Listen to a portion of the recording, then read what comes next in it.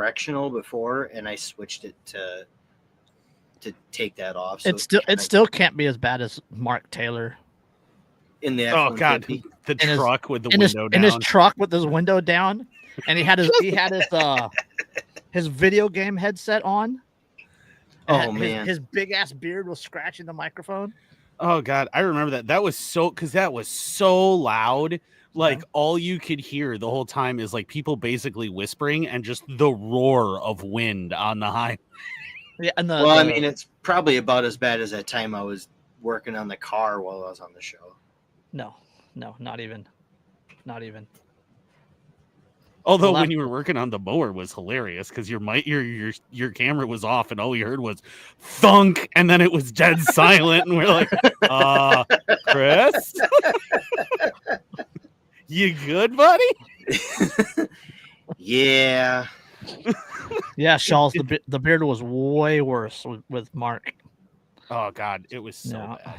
Just I mean, and it just endless. It was like everyone's like, "Would you roll up your window?" My God, man! And he was hosting, so we couldn't do shit. That was the worst part, and it was all like on Google Hangouts where you didn't have any control at all. Wow. Yeah. I remember those days. Andrew, a glass of double cask for tonight. I already went through my bottle. I'll be honest with you. This is the end of it. It so was good.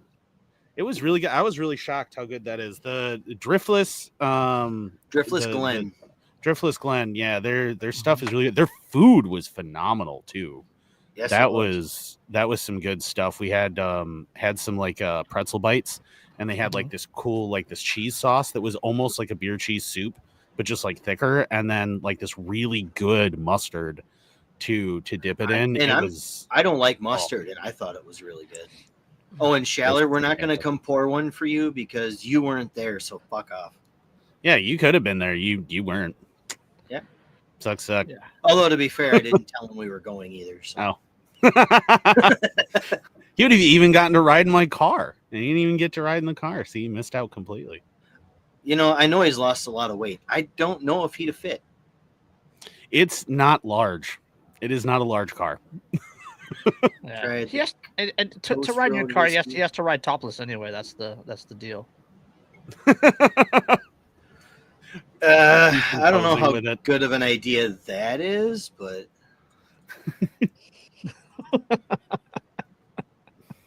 I mean, I've had a couple people that had to ride in it that do not necessarily have the most agile limbs anymore. And so trying to get in and out of a car that sits as low as that does was entertaining for them. Dude, I rode in my aunt's BMW yesterday. She's got one of the small crossovers. Oh, and okay. This thing has more leg room than my dad's F-150. Nice. But the door width is half as wide. Oh. Well, that doesn't sound... I mean, that sounds nice for like a parking lot. Mm-hmm. But still, God. Yeah.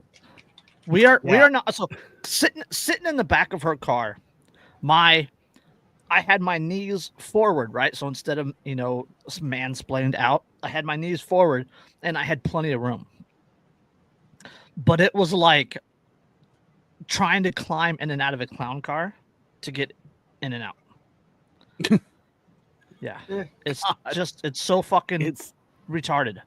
Oh, I discovered that. Well, so I rode a little while ago this past summer. I rode in a friend of mine's McLaren 650S, and that obviously sits super, super low. Uh-huh. And the doors go, up. They don't go out. But he pulls up to the curb to drop me off, and it's like a high curb. And I realized as I opened the door that the curb is slightly higher than the bottom of the car. So I have to just roll out onto the boulevard on my hands and knees and stand up because I can't physically get out of the car. And I'm like, pull away from the curb. He's like, oh, no, you're getting out right here. I'm like, come on. Dude. Need one of those. He knew what he was doing. Need one of those electric chair lifts. Yeah, I opened the door and I looked, and I am looking at a 1/4 inch of curb above where the bottom of the car door is. I'm just like, how am I supposed to get out here? It's hot. It's like, well, whatever you got to do. So I just flopped out of the car. I was going to say, you roll out onto your belly and stand up. Yeah, it's basically what I had to do is just kind of fall out of the car and then get up. And I'm like, well, that was super graceful. I'm sure that everyone is very impressed right now. It's one of those times where you wish no one had a camera. Yeah. Yeah. Oh, well, it's, like my daughter ran into an issue with somebody taking video without her realizing when she was hanging out with her friends or whatever. And she was all worried about it. And I remember me and Lindsay looked at each other and we cackled so hard. And we were just like, we did horrible, horrible things with our friends when we were kids, but no one will ever know exactly what those were because the cameras weren't ubiquitous yet. Yes. So we got away with just the most awful crap that would horrify all parents, regardless of culture. Like we were doing so much, and no one ever recorded it. The only proof that I have that some of the things we did is the scars. Yeah. Yeah. And Exactly. I will never tell you some of those stories. Oh, most of the scars I've got, I'll tell the stories. Not until like 2030 something when statute of limitations is up. I was just gonna say I have a couple scars that I No, I have a couple scars like that I'm like, I'll tell you when the statute of limitations runs out. And I'm trying to think if I have any that would fall under that. What is it? The bro NDA. Yeah. Yeah, no one talks about it. No one says anything. Everyone just lets it go. I mean, as long as you didn't actually die. Right. My brother-in-law and I, we've been friends for 30 years. But then he married my sister. And we call it the book. If we do something and we're not supposed to tell it, we're like, it goes in the book. that gets brought up at your funeral and no sooner. See, no, that's the one where if there's like a wedding or some big event and one of you is up on stage, the other one just opens his coat and shows it. Yeah. And closes it. All you need to know is that I have this. Just gonna remind you real quick. The roast of Chris, and brother-in-law's up on stage and Chris opens his coat and shows the book. Brother-in-law's like, Chris is a wonderful person. Yeah, he's an amazing man. I have nothing bad to say about him. And yes, Schaller, it's larger than the King James Bible and it's in smaller print. the same like rolling paper thin pages, but it's like size 4 font, and instead of the King James is size 7, I think it is. Oh, yeah. Oh yeah. I know. I know how that be. Oh man. There are more things that have not been documented in the so-called book that both of us have forgotten about. Mm-hmm. Mm-hmm. Because I mean, there was, this one's not so bad, but we just promised I'd never tell my sister and she'll never watch this. So yeah, there's a sign right there on my wall that I got when I was playing baseball. And it says, no grass stains, no glory, no bruises, no story. You got it. The grass stains fade and the bruises go away. And I will but never the story lasts forever. The story lasts forever. I'm never telling it. No, we went down because we had some bad storm damage. We went down to the farm to clean it up. And the only way to get this tree off of another tree was for one of us to literally climb the 2-foot diameter trunk and try to cut it off up there until we got to a point where we could get to it from the ground. And we used to call that monkey jacking. Yeah, he looked at me, I looked at him, and we go, we're not going to tell anybody about this, right? Oh, this is just between us. And Tommy was with his don't tell Mayor. Yes. And my son Tommy was there for that one. So we have witnesses, but it was not on video because he didn't have a cell phone yet. But it was definitely one of those, we're not telling either of the wives, right? Agreed? You guys are in? Got it. Everybody agrees. All right, yeah, let's do this. And there he had is. one. There he is, 18 feet off the ground with a large Husqvarna chainsaw. Oh God! Like, no. The person who has had to be a safety manager on job sites in me just goes, ah! And my little brother now is like the OSHA safety manager for like a couple of factories. So like he had worked for Duluth Trading and he was their safety manager. And I heard the horror stories about that, including like the safety belts that when they were going 14 feet up to get onto a shelf and their safety lines were 14 feet long. It doesn't take a genius to figure out what that means. And I'm like, oh, good. So you're still connected to the platform when you hit the ground. That's super helpful. That reminds me of the old Jeff they bought them. They joke about knowing how to make the bungee cord at for the first jump at a new place. Yeah. Like, all right, Ed, let him jump. They got those safety harnesses. Turn it up. Yeah, right? Exactly. Like, well, and he said they had even longer ones. And when he was like, what is this going to do? They're like, well, but if it's too short, we can't reach the back of the shelf. And he's like, okay, let me explain something to you. The point of this is that if you fall, you don't hit the ground from 14 feet in the air onto solid concrete. That is the point of this harness. It is longer than the fall is. It's just a rope that gets in the way to trip you to guarantee that you die because you fell head first onto concrete. This is not helpful. Well, that's the thing. That's the thing is you got to put in the contracts that if you fall, you're not allowed to fall, right? That's in your contract. So if you fall, you violated your contract and you're fired before you hit the ground. Yeah, and that's how no longer end up on CNN and body bags. Yeah, it's just, or on LiveLink. Yeah, well, I mean, yeah, the horror stories that I've heard, but like, I mean, I saw a few where I like wound up. I'm like watching it, and I'm just trying to figure out what part of anything that they're doing at this moment seemed objectively like it was a good idea.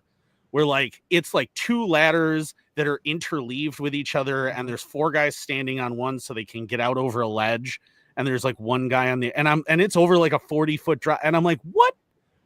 At what point during this whole elaborate setup that you did to do this did anybody like? There was no point that somebody went, guys, like it's not going to take a lot for this to go really wrong really fast. Well, there's the one video of the painters that are using like a 6-foot A-frame ladder on stairs. So instead of it being upright, it's at an angle because they're on the stairs. Yep. And then they have a board going across to the top stair. They're scaffolding off the cantilevered aluminum 250-pound A-frame ladder. Well, I mean, could that ever go badly? Right. When I worked at a local plant where we made like those creatine drinks, like pre-workout stuff like that. We were driving around on forklifts that were way too small for the loads we were hauling, going way too fast with like 3-ton totes of whey protein hanging off the front. Mm-hmm. And I can remember one time we had one guy come out from the hallway and another guy coming this way, both of them with these massive totes, and just poof, fucking whey protein all over the warehouse. That's probably good for everyone's lungs that's now in the air. There's people still testing positive. Right? Yeah, I mean, I've watched guys on forklifts like go to stop and the forklift starts tipping and like two dudes just run up and jump on the back of it to tip it back. And I'm like, that was a daily occurrence. Good. That was a daily occurrence there. Don't do that because you might save it, but if you don't, you are now the human catapult and you are going to sail through the air at an alarming rate of speed. I always wanted to see what it felt like to ride a trebuchet. Like you might as well just wear like one of those 70s motorcycle helmets painted with the American flag and shit. Like you might as well do that at that point because you're about to be a daredevil. Yep. Put a leather head on and just go. Acme safety briefing. And, got it. Oh god. Yeah. He shows up on disability with a T-shirt that says "I cause safety briefs." Yeah. I have a hoodie that says that says "I cause safety briefs." I love that hoodie. I found that hilarious. printed on a Whoopi hoodie. I almost bought it, but it was $70. Yeah, I see the patch all the time on Amazon. Yeah, mine's just like a black hoodie and just in white. It's just "I cause safety briefs." It's the only thing on it, and I've worn it and had guys like in the store randomly that clearly are like blue collar dudes. They're like, ha, and like, well, and it's like, oh, you do too. Okay, yeah, it's yep. OSHA? I see no OSHA here. Yeah, there's no OSHA here right now, and it's just nobody say anything. Oh, I may have. I understand that I'm not supposed to put the 18-inch saw blade on the angle grinder in order to do this, but I assure you, it'll be fine. My dad had a subcontractor, and he had his subcontractor he would always hire illegals. And my dad asked him why, and he said, undocumented, unprotected. Yeah. If they get hurt, there's nothing they can do about it. Yeah. Yeah. Yep. I mean, I worked construction for a little bit. I did concrete finishing, and I watched a guy with an angle grinder doing something. I don't remember exactly what he was doing to like some rebar or something. I've watched motherfuckers light their cigarettes with angle grinders. Oh God. Yeah. I've seen that.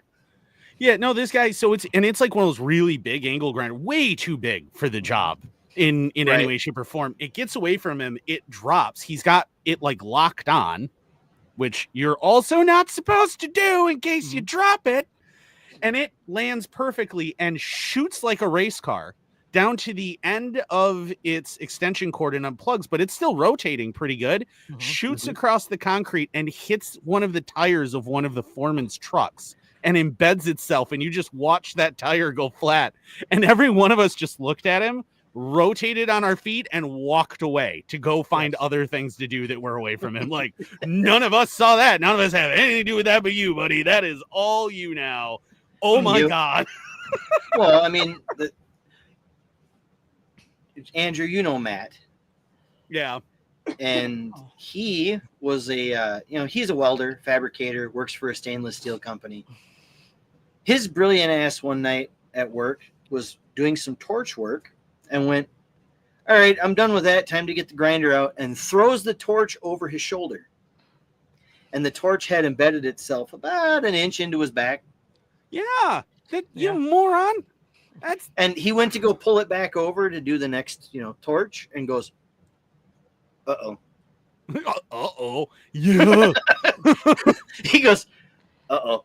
Pulls it out of his back and sees how deep it was. He goes, I didn't feel it. Goes back to work. Yeah, because it's cauterized. All of that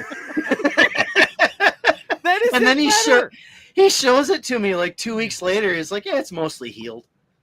I watched a guy check his watch while brazing once. What?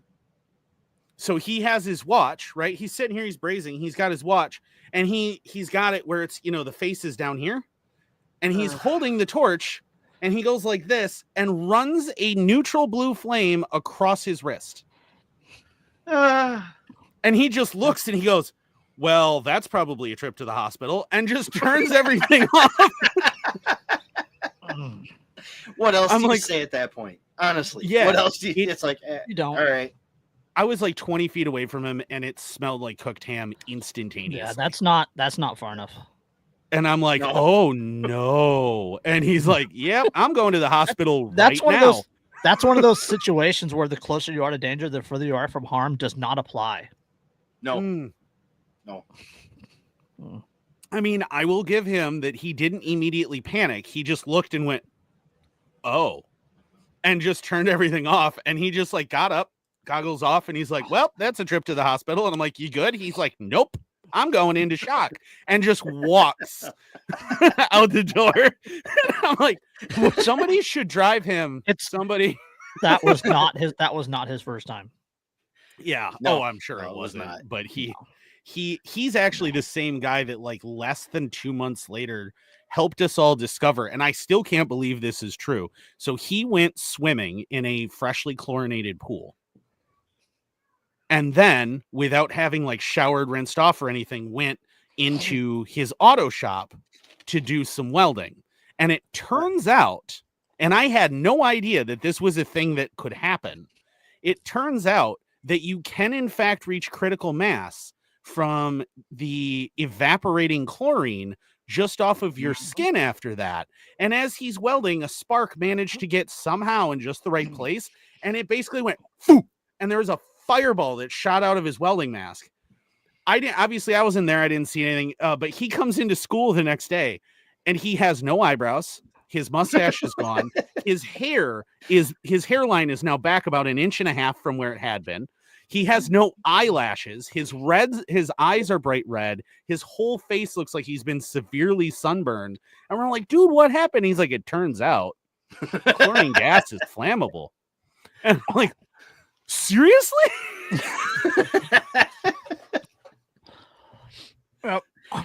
Oh man, never in a million years.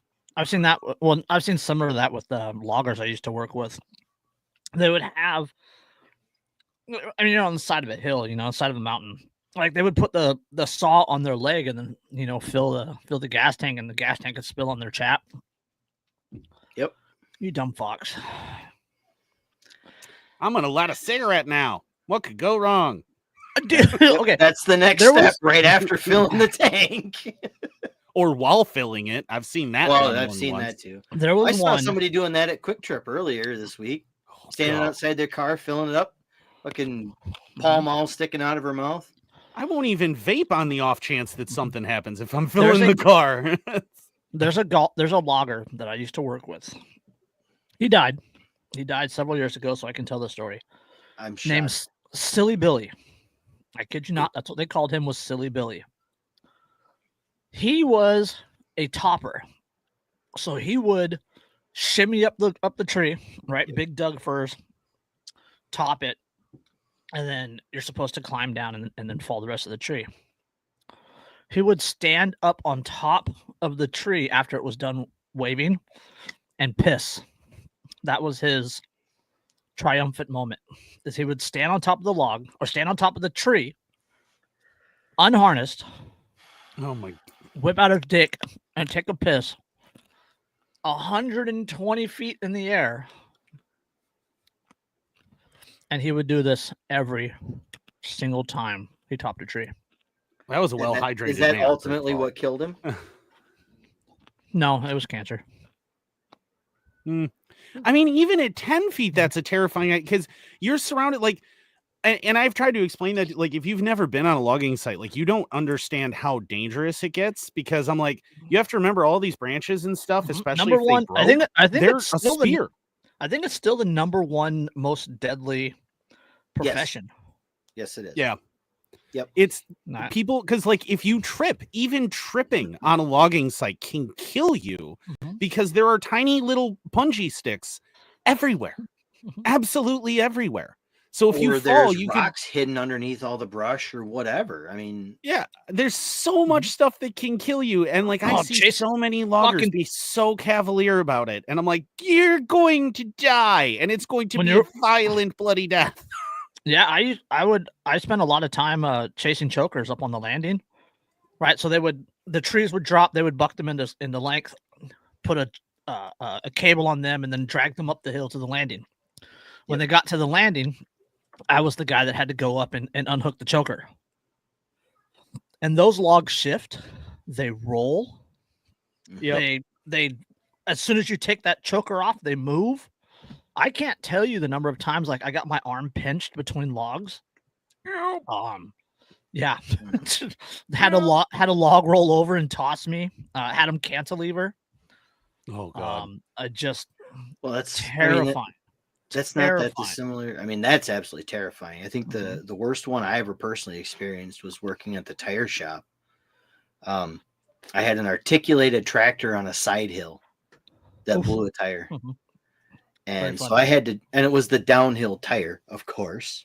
That's not going to make it stable.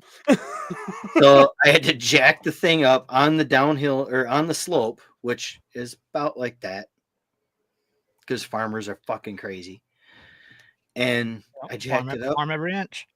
You got it. Jacked it up, got that tire off, and as soon as that tire came off, it shook just enough to slide downhill off the jack. Yeah. And if I hadn't jumped when I did and ended up inside the rim, I would have gotten pinned between I see that. Shaller. Have you seen goth chicks? I mean, I'm just saying. I mean, you're not wrong.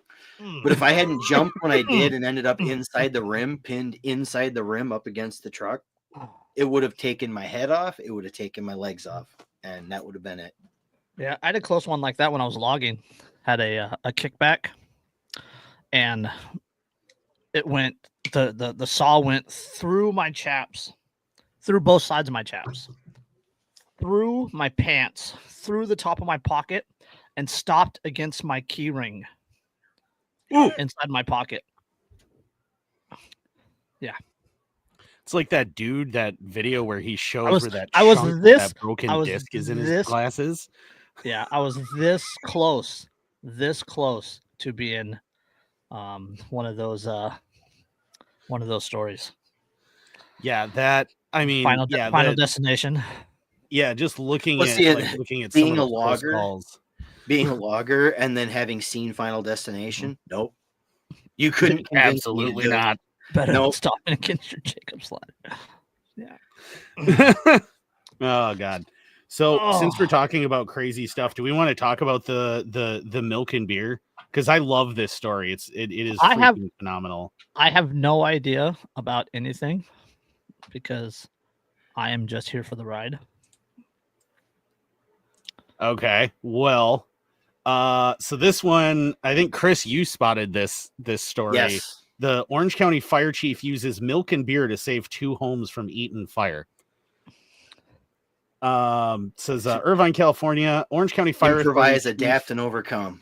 Yep, improvise, adapt, overcome. But Brian Fennessy, he saved 2 homes in a burning at Altadena neighborhood during the Eaton fire. Incredibly, he did it with milk and beer. He grew up in Altadena, blah blah blah. But basically, the fire was approaching, and he told everybody, don't worry, it's not going to get here. It'll be fine. And within a few hours, he was, in fact, wrong. The fire reached their neighborhood. Fennessy was unable to reach his brother. His phone stopped working, and so I thought, I need to get up there. Fennessy said, I was fearing the worst. Then he got a call. Fennessy's brother and family had safely evacuated. I was already up there, and I thought, well, I could at least go and check on his house. Nearly 50 years in the fire service was not enough to prepare Fennessy for what he saw. He described it as a total nightmare in a cell phone video showing the damage. The streets he grew up in were unrecognizable. I've not seen anything like this where you drive for miles and miles. There's massive destruction. The fire chief was shocked to find his brothers' and neighbors' houses still standing. The surrounding homes were fully engulfed in flames. With the heavy smoke blocking the sunrise Wednesday morning and not a fire engine in sight, Fennessy got to work clearing fuels dangerously close to the buildings. Right? Step 1. Everybody should know. That is step 1. Do not have things that burn immediately next to your house. Yes. So we tell everybody call 911 and we'll be there. This was a situation where you call 911 and it's unlikely we were going to be there. The gas meter on the neighbor's house was already melting. After finding a hose but no water, Hennessy forced entry into the home in search of something to cool down the meter. I thought, I'll check the refrigerator. And all that was in there was some milk and a couple beers. This was a first for the fire chief. He went back out and kind of we went back out and kind of ran back there and cooled it off and pulled it back a little bit. Fennessy said it wasn't completely out, so I wasn't sure if it was going to rekindle, but it was all I could do. Apparently, this was all it took. The 2 homes are the only ones still standing on the entire block. The experience taught Fennessy firefighting Southern California is a whole new game. Yeah, there's a photo. There's a photo in a BBC article on the fires, and it shows a guy using 2 boxes of almond milk on a spot fire. Well, whatever you got to do, man. I was going to say, I saw another one not that long ago where a guy was like, there was an empty case of silk sitting in a bush where they had used that to put out some, whatever fuel was near the house or whatever. Mm-hmm. It's like, I mean, wow. All right. I mean, improvise, but. You know, I would think that too, that like, especially the being Southern California, like there's sand there. Like, I'm surprised more people aren't just dumping sand on the fires to put them out. But I suppose a lot of people don't think about the fact that sand works to put a fire out. Yeah, take out one arm of the fire triangle and it'll go down.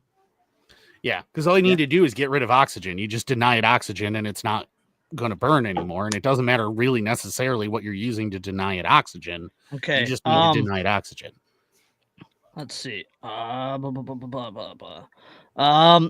growers in California use between 4.7 and 5.7 million acre feet of water per year.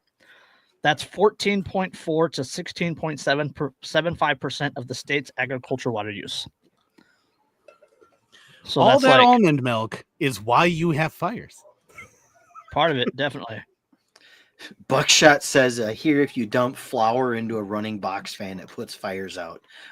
No, no, do not do that. Do not do that. That is a terrible idea. Hashtag Acme safety brief. Yeah, although it will be spectacular. No. I learned that one. Well, not flour specifically, but I learned that one when I threw a hot chocolate powder packet in a fire. Yep. And it went, and I went, I'm doing that again. I learned that instant coffee. Suck up. I learned that trying to suck up a bunch of non-dairy creamer with a shop vac. And it made a noise that was not expected, and neither were the results, as it went boom, and just chunks of plastic everywhere. And I'm like, oh my God, what just happened? Hashtag Acme safety brief. Yeah, don't do that. Don't do that. That's a terrible idea. Generally, powdery substances make a terrible fire extinguisher. Mm-hmm. Yeah, that is not a thing. Not unless a thing it's inside a fire extinguisher. That would be the exception. The exception would be like baking soda, right? Baking soda is if you dump that on a fire, will put it out. His wife did not like the joke. No, don't tell people to do that. That is an awful idea. That is don't listen to him. He didn't tell people to do it. He said, "I heard if." Yeah, well, whoever told you that was trying to kill you. He plausible deniability. Plausible. Yeah, he CYA'd that post. Yeah.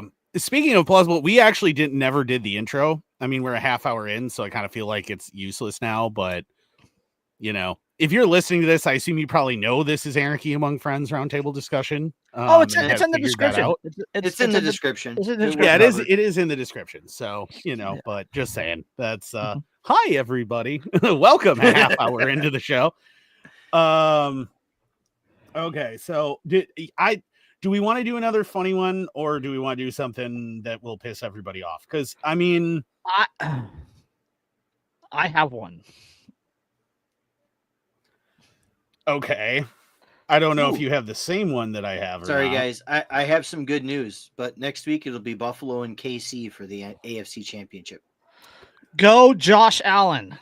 Absolutely. Yeah, I never thought I'd be rooting for Buffalo, but right now I am massively rooting for Buffalo. If my options are the Chiefs and the Bills, I need an Allen jersey like yesterday. I need to start finding out what the over-under is on penalties over the course of the game. If Mahomes was injured this week, I would contemplate reevaluating my pick. I did find it interesting. Yeah. I did find it interesting. I don't care if Kansas City wins or loses. I care if Mahomes does. Yeah, I just want Broccoli had to not win. Yeah. But I did find it interesting that during the post-game press conference, the Texans coach actually said, "We knew we were up against everybody in this game." Yeah, because the additional players for Kansas City are wearing black and white striped jerseys. You got it. Especially, I don't know if you guys saw those two calls, but there was one. The two Texans players went over the top of Mahomes and collided. Yep, and while he slid, and they called it unnecessary roughness. Yeah, that one's being called. That got called out hard on Twitter. It got called out hard on the live broadcast. Troy Aikman called that shit out. Yeah. Yeah. When even Aikman is going, what the hell? Yeah. Like, come on. This is it's so obvious. Like, it's a running joke, not just for people who have lost to Kansas City, but like the entire NFL knows that, like, oh, personal foul, you breathed within Patrick Mahomes' personal bubble, 10-yard penalty, first down. Like, it's the Tom Brady effect. It is. It's the same thing. I mean, I don't know if you guys watch Tom Grassi's stuff or not, but the post game reaction to the Texans Chiefs game was fantastic because it called out so much of that shit. Mm-hmm. Oh, yeah, it's just gotten to the point where it's just ridiculous. But I will say that seeing Kansas City and the Bills against each other does still make me feel like it's like 1969, 1970 suddenly. Is it KC at Buffalo or Buffalo at KC? Buffalo at KC. Damn it. KC had the 1 seed. Of course they did. Either way, I do feel like I need to watch it with like a case of Schlitz and some Lucky Strikes, because like that feels like the kind of some wing kind of era. On the NFC side, it's the Redskins. I refuse to say Commanders. It's the Redskins at the Eagles. And you're just like, divisional. What? Yeah. What with the Redskins? Which is awesome, honestly. I'm absolutely on Jaden Daniels' side for this. Yep. LSU. Because you know what? Fuck the Eagles, but anybody who beats the Eagles is doing pretty okay in my book. Yep. Philadelphia should never win a championship again. Eagles, Phillies, 76ers, the Flyers, Philadelphia should never win a championship again. Yeah, just because of their fans. Just because of their fans. The city of brotherly love. Yeah. Man, a good friend of mine went to what the hell year was that? I think it was 6 years ago now. He went to the playoff game where the Vikings were played at, because he's unfortunately a fan of the purple incarnation of Satan. He went down there for that game, and on the way out of the stadium, he and his buddy both got hit in the head by half-empty beer cans. Yep. Because they were wearing their Vikings gear. It's like, because the game's over. You guys won. Why the fuck are you? Because it's Philly. Like, it's just Philly. Flat out. It's because it's Philly. Like, it's, I can't stand people from Philadelphia in general. Like, I just can't. They're always jerks. Always. Like, just complete jerks. And like, needless. And like, I have to laugh. Like, because you remember the hitchhiking robot years ago, where it just depended on people to move it, and it got into the city of brotherly love, and within less than 24 hours it had been torn limb from limb and left in a garbage can in the gutter. Like, that's all you need to know about Philadelphia. This harmless little thing that like kids are following across the country, this robot, it lasts less than 24 hours in Philadelphia before somebody just decides that they need to tear it apart. Schaller. At least in Wisconsin, the cans would be empty. We don't waste beer here. Yeah. Well, yeah, and also I just want to point out, the Vikings hate the Packers so much they don't even want to win a Lombardi trophy. The entire NFC North, let's be fair, the entire NFC North this year was a gaggle of frauds. Well, yeah, I mean, 3 teams in the playoffs. They all won exactly the same. Yeah, checking in from the NFC West. Yeah, they all won exactly the same number of games in the playoffs, even though they were the best division scoring wise, like in terms of wins in the regular season. In the regular season in the entire NFL, and none of them. The Bears are the only team in the NFC North that's undefeated in this calendar year so far. Because they beat the Packers after New Year's, and they're 1-0 in 2025. The Lions lost to the Commies. Well, and based on the the typical year for the Bears, I think we can all assume that is about as good a record as they will have in 2025. I mean, yeah. right now they're in the copium phase where they're completely revamping their coaching staff, and as soon as they decide who their coach is going to be, they're going to be like, "Oh, we're going to go undefeated in 25," and and then about the end of preseason, they'll go undefeated in preseason, and they'll be like, "Yeah, we're going to go undefeated," and then by week 6, they're going to be 0-6 and go, "I don't know what happened." Do you know how hard I will laugh if they wind up with McCarthy? Do you have any idea the to the point that I will be lightheaded? That is how hard I will laugh if the Bears wind up with McCarthy as their head coach. Now, a buddy of mine at work and I have been at this debate. McCarthy will honestly probably end up not as a first ballot, but at some point he's going to end up in the Hall of Fame as a coach. Simply because of how many times he took the Packers to the playoffs. He has a Super Bowl ring, etc., etc., etc. He'll probably end up there. And for quarterbacks, he's a fantastic coach. If the quarterback is willing to listen to McCarthy. If the quarterback isn't playing for the Dallas Cowboys. Well, I mean, even when he had Rodgers was like, McCarthy calls this play, I'm going to do this instead. Yeah.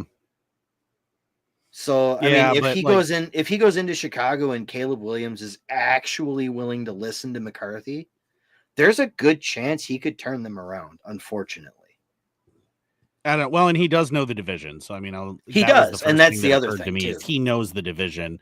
So I can see where the Bears might look at it. But if I see McCarthy back in NFC North, I am going to laugh so hard. Like, and you're right back here.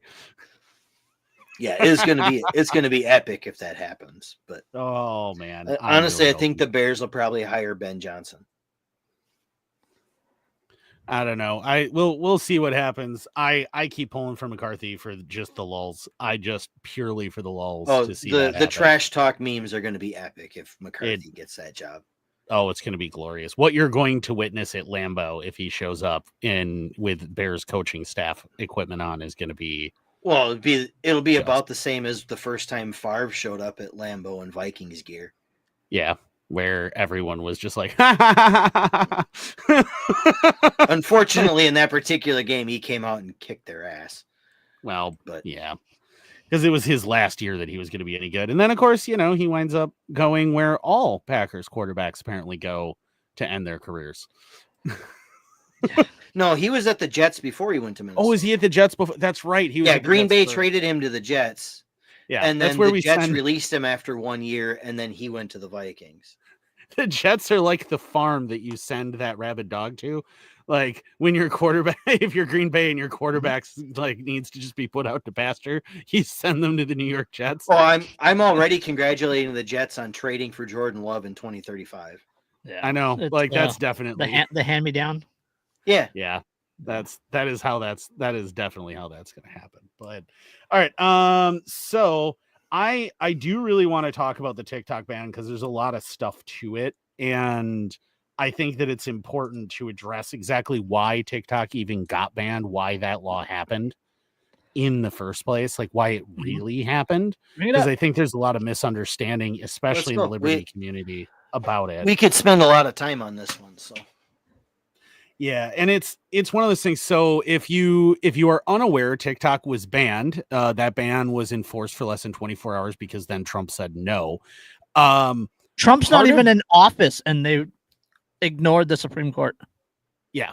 Yeah. I also think I think that it's important. Like if you haven't read the text of the bill, I think you should. One, because it gives so much power to the president over this. It is alarming.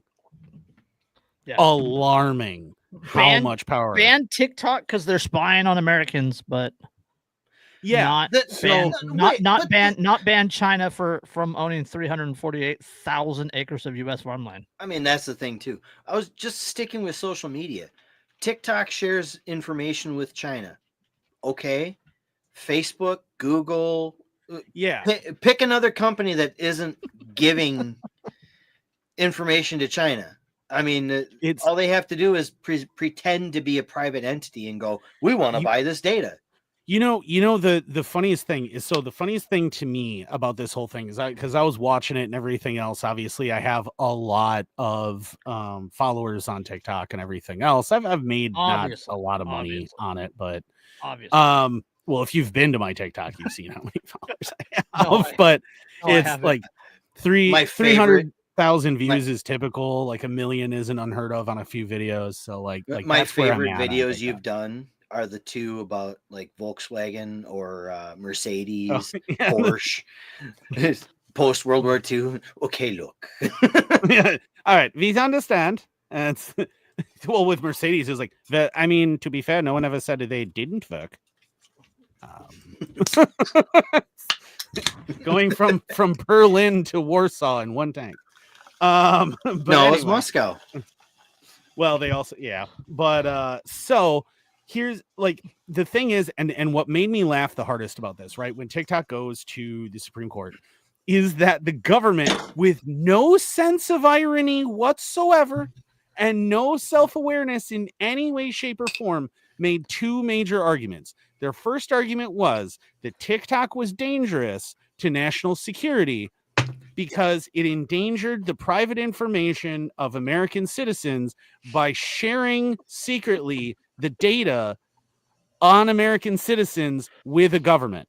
Oh, laughs and Pegasus. Okay, that's the first one. The second argument they made, the Facebook and that whole thing. Okay, Meta? And here's the other one. And here's the other one. Speaking of Facebook, and you mean the private law enforcement portal that Facebook and all the other social media companies set up for them to go ban?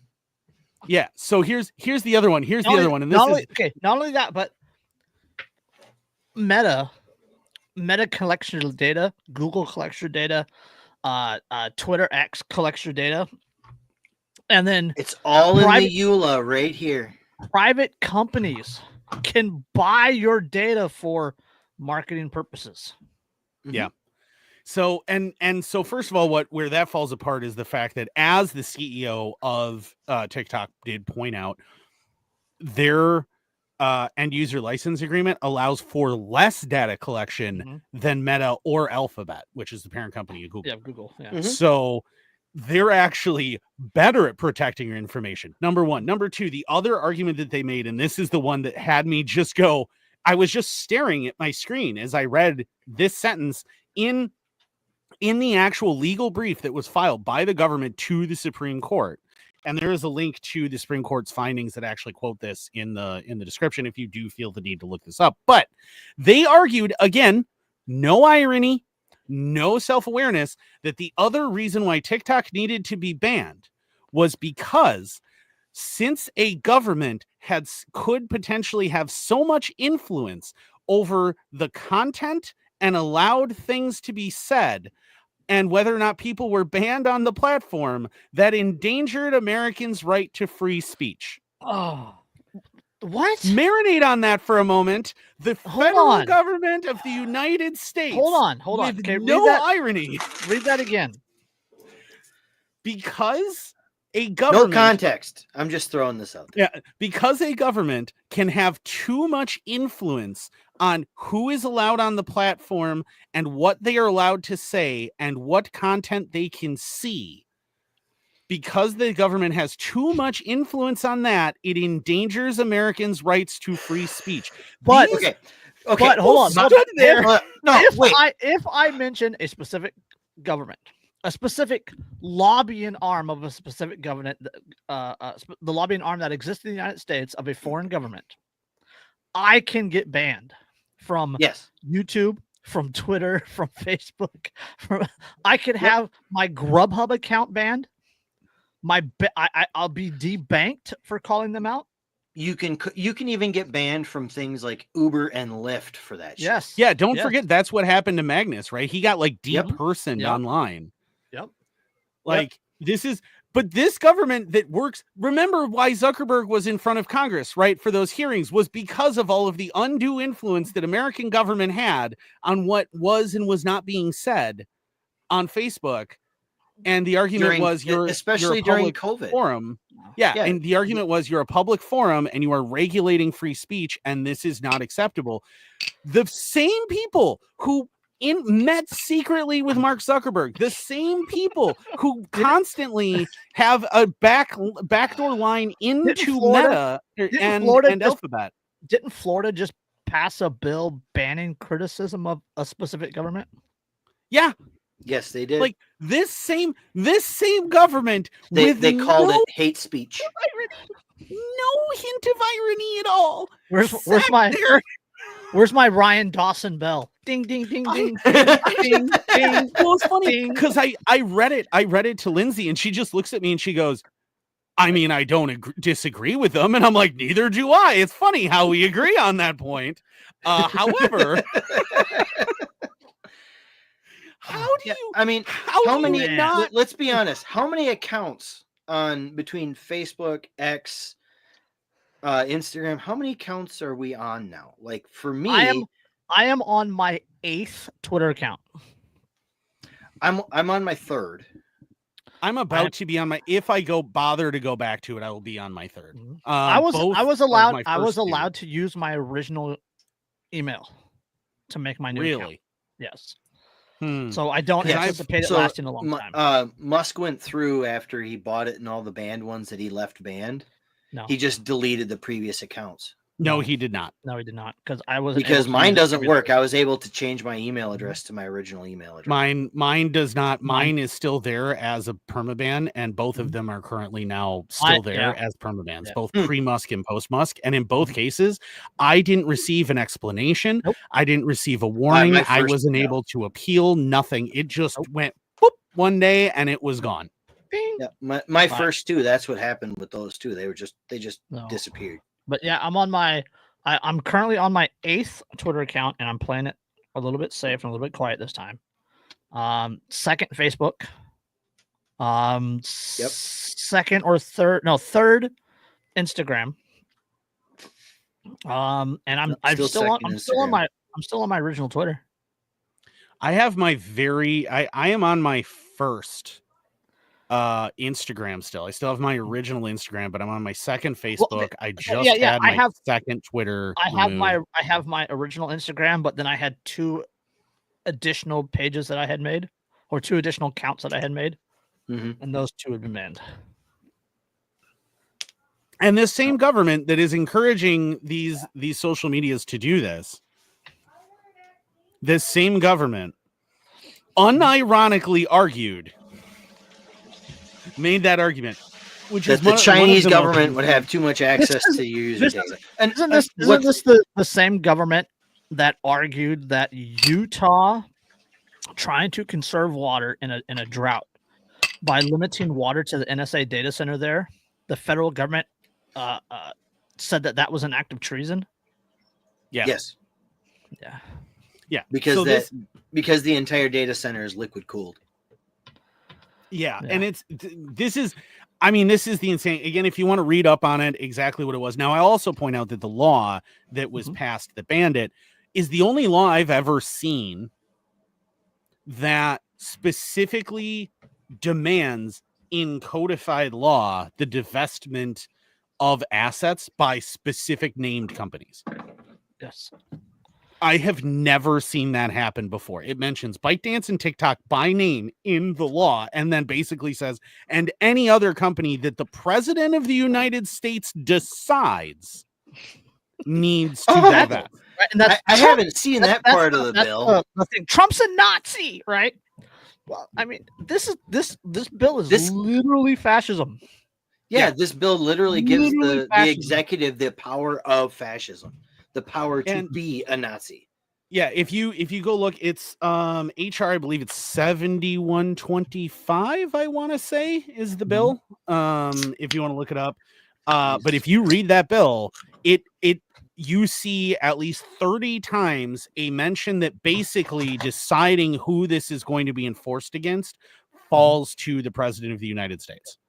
Not to Congress, not to anybody else. The president of the United States is the one who gets to decide this. So that is what this bill says. So the old thing about we're gonna create this, and there's no way this could ever be mishandled, and then they're going to get maybe not this president, maybe not the next president, 2, 3, 4 presidents down the line.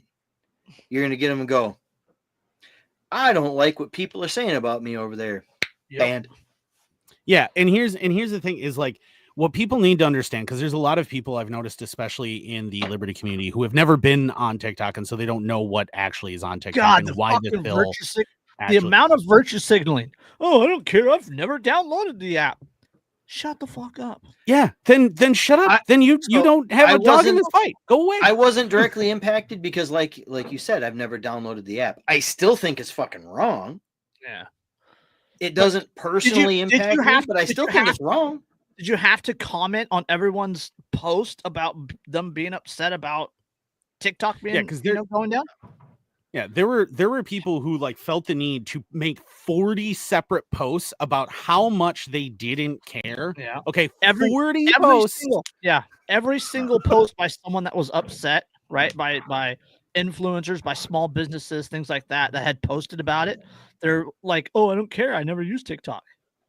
Okay, fantastic. Do you feel good? There's a lot of people that do. I don't necessarily deride people who do use it or who did use it. I don't really care. It's just I see that I waste enough time between the social medias. That's why I deleted TikTok. Is because you wasted too much time.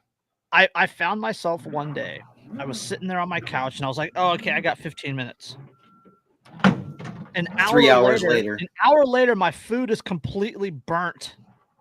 And I'm still scrolling TikTok. And my brother comes out of his bedroom, awakened, comes out of his bedroom and goes, "What's burning?" And I went, I am too much involved in this. Yeah. I mean, for me, it was so one of the things that people need, because like I see and a lot of the virtual signalers and stuff, and they're basically the liberty movement equivalent of vegans. Like, let's be honest. Like, hey, did I tell you that I don't have TikTok? Hey, by the way, I don't have.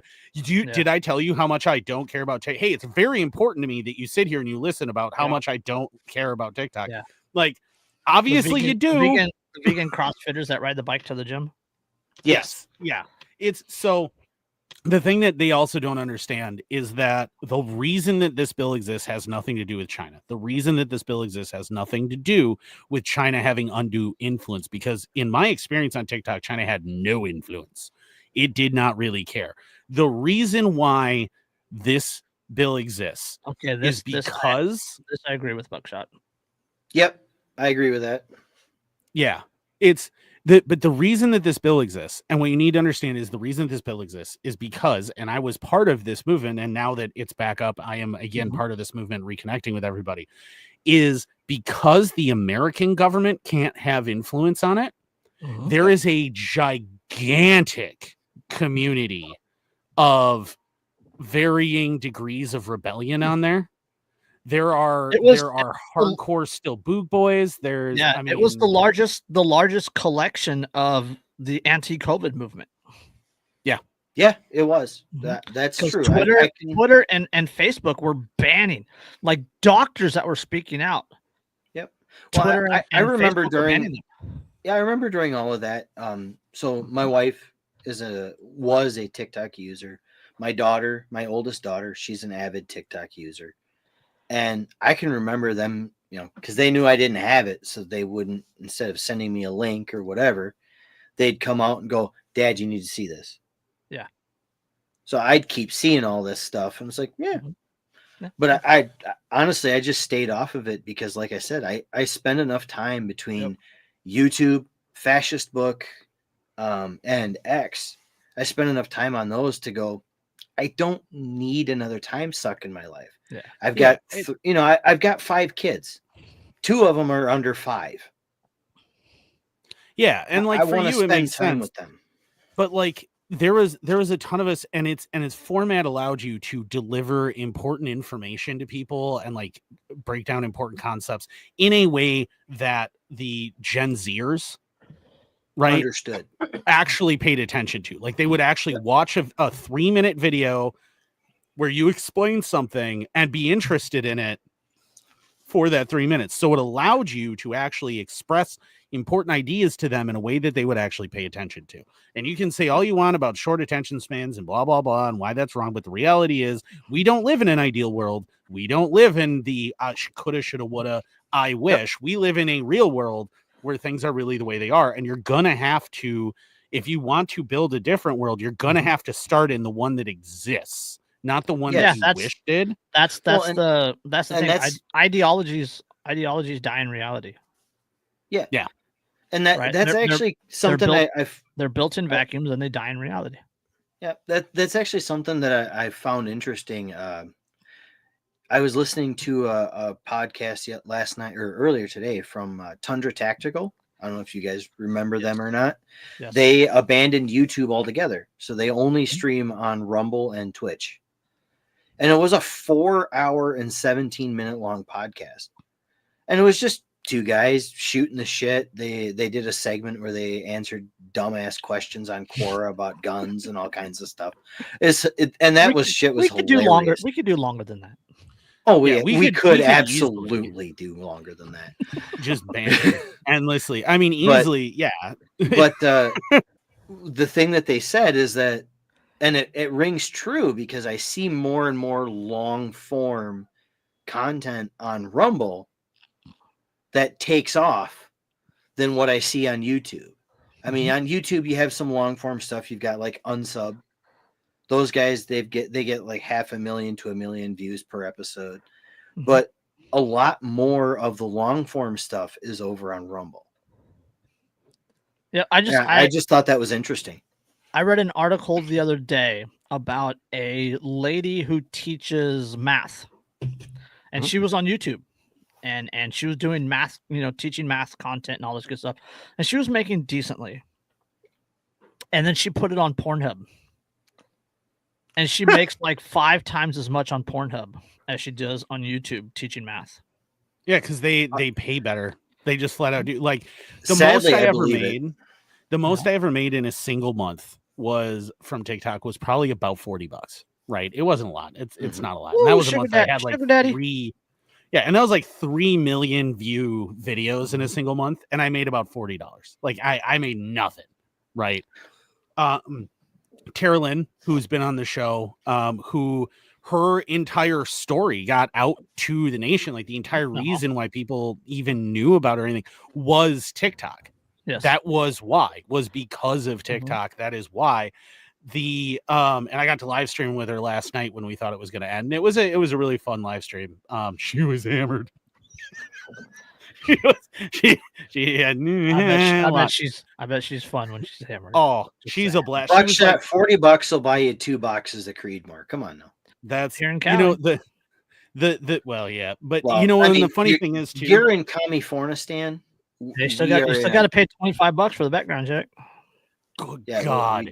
Jesus fucking But it's not over. It's not a class system. It's not creating a class system. That's always that's like your concealed carry laws there in the county you live. Did you? Jesus, no, that was from my city. I know. Yeah, that's not including county fees. God. That's not including county fees. Was it like $210 or something? It was $400. $400 plus. Oh my God! Just the city was $400 plus, and the actual paperwork and everything is done by the county. So you have to pay the city fees, then the county fees. I wonder. And this is in a county. My county is just over 1 million people, and they hand out less than 1,000 CCWs a year. Do they like give a discount to the Crips and Bloods? Is that why they all have guns and are able to carry those around? California policies, they're catch and release, so it's not a big deal for them. It's so ridiculous. It's the dumbest thing. I mean, at that point, let's make it interesting and just carry the big iron, 10 millimeter. Yeah. Can we spur off this for just a moment? Yeah. There's another article, I didn't see it on your list, on the TikTok thing. So the equivalent is a site called Red Note. No, this is on there. Yeah, this is on there. This is the one I think. Yeah, this is on there. Yeah. Yeah. Okay. Yep. So Americans flocking to Chinese social media app Red Note have quickly made themselves at home, asserting themselves through one of the oldest Yankee online traditions, gun vids. Yes. It goes further than that. But these are no ordinary range reels. Almost overnight, a new niche of Western users have cropped up on the platform, posting photos of colorful 3D printed rifles, clips of themselves spraying ammo from plastic SMGs, and time-lapse videos of 3D printers spitting out gun receivers. Others link the infamous ghost gun websites like The Catalog or the Black Lotus Coalition. So one user YZY Prince spells it all out in his bio, and I quote, "An American here to show the Chinese how to build guns." so that's if some you're base to shit unfamiliar, stuff. by the way, if you're unfamiliar with Red Note, and I know most people Mhm. are, because why would you be? You're in the United States, chances are. I mean, although we do have viewers all over the world, but not any in China that I've ever seen come up in the analytics. But I'm Red shocked. Note, yeah, right. But Red Note is not in English. No, It is translate. the entire all the server farm and everything is hosted entirely in Shanghai, China. Like even the menus, okay, the menus for the app are only in Chinese. Everything is in Chinese only. And the other cool thing that is happening is that all of these gun tubers that are going over there with the 3D printed stuff, they are learning Mandarin from the users in China who are taking the time to now teach them how to speak in Chinese. And it's already gotten to the point. Oh my god, I saw one the other day where it was a guy. I think you shared the video, Andrew. It was a guy who was imitating Trump. Yes, yeah, that is that is an actual Chinese guy, and that is from Red Note's official TikTok. Yes, which was that was perfect. It is the that was so beautiful. All right, give me a 2 paragraphs real quick. Sure. Though the total number of users pushing the American craft seems relatively small, it's still early in the grand scheme of social media trends. A post on X by the same user points to a loose organizing strategy. Quote, "Us Americans have a moral obligation to download Red Note and show the Chinese how to build unserialized ghost guns." Based as shit. Oh, that makes my nipples hard. It really does. So, what can I interject with the first paragraph of the article Andrew shared about that? It says Americans have flooded the Chinese-based video app Red Note in recent days in a coordinated campaign to say "fuck you" to their own government, as the ban on TikTok is set to take effect on Sunday. And while some cultural conflict is bound to be expected, some Americans are testing the limits of U.S.-China digital relations by posting videos about 3D printed guns. And surprisingly, they seem to be getting away with it so far. Good. That's the very first paragraph of the article, Andrew. And it's as it should be. It's well, and so what's already happening? you got Gizmodo. I got a Futurism. Yeah. Yeah, I got Gizmodo because I knew what their opinion was going to be, and I knew it was going to be epic. So, yes. But so here's the thing though that's also happening is that Americans and the Chinese are teaching, like, this is the most massive cultural exchange ever. And well, I mean, it's a fair trade. We buy 3D printers from them. We teach them how to use them. I mean, yeah, exactly. Guns. Well, the entire, like, half the Civil War going on in Myanmar is being fought with 3D printed SMGs. Yeah, FGCs and TP9s and stuff. Yeah, and it's, I mean, Jay Stark is currently looking down and just happy as hell, going, yes.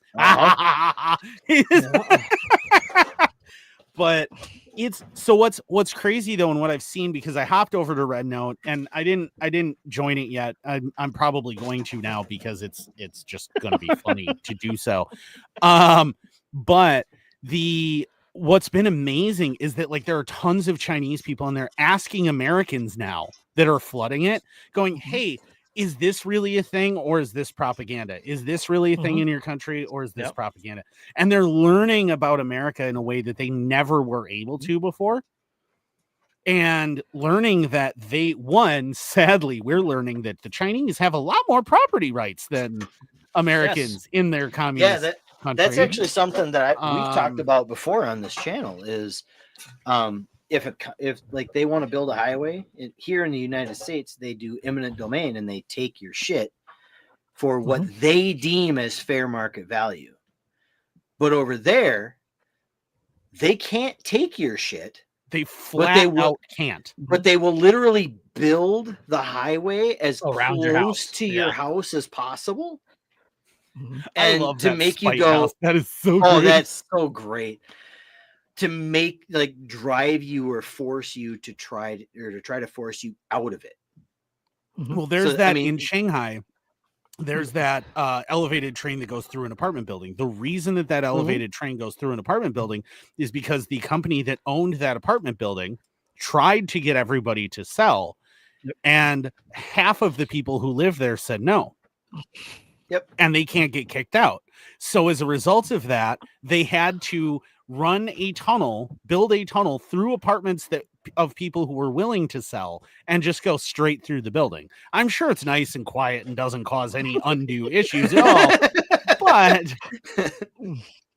lining their entire buildings with dynamite. Time for the 10-15 foot massage. Yeah, I mean it granted, it's probably better than a running washing machine, if I'm honest. Yeah. Especially an off-balance one. Yeah. Don't.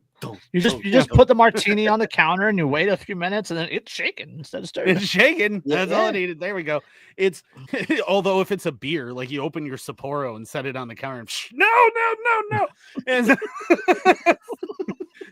but it's this insane thing that has happened, and what has become so inspiring to me about it is watching all of this occur. One, watching the way all of these differing communities who are all on TikTok have come together and gone, no, you don't get to take this away from us. This is our place where we can freely express ourselves, free of your influence.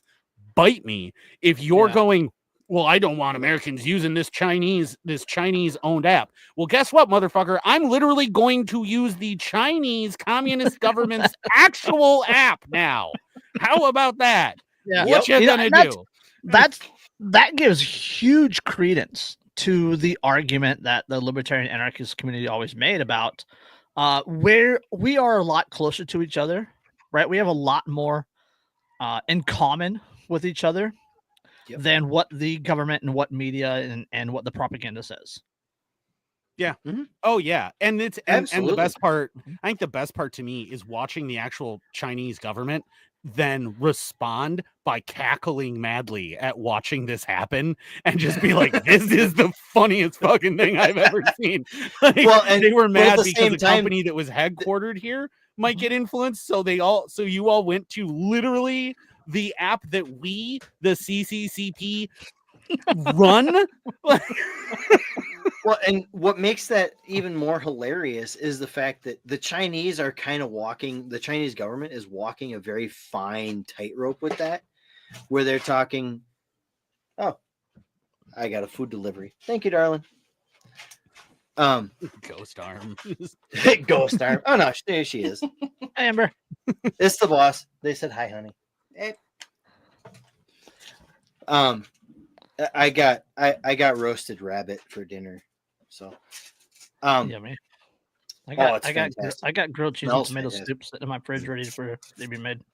But they're walking a very tight line right now because they're like, we're getting all of this gun content, but they're like, we need to get that out, but how do we get that out? Because now it's ingrained into the app, but at the same time they're laughing their asses off because Americans are literally going to a app owned by the CCP. Yeah. You know what else? Replace an app owned by an American company that was a subsidiary of the CCP. Yeah. You know what else I find is hilarious is they're welcoming all this Western users, all this Western content on the firearms and stuff like that, but then they're pushing back against the OnlyFans thoughts. Yeah, they are telling them not to come to our app, don't use our app, downloading their videos and whatnot.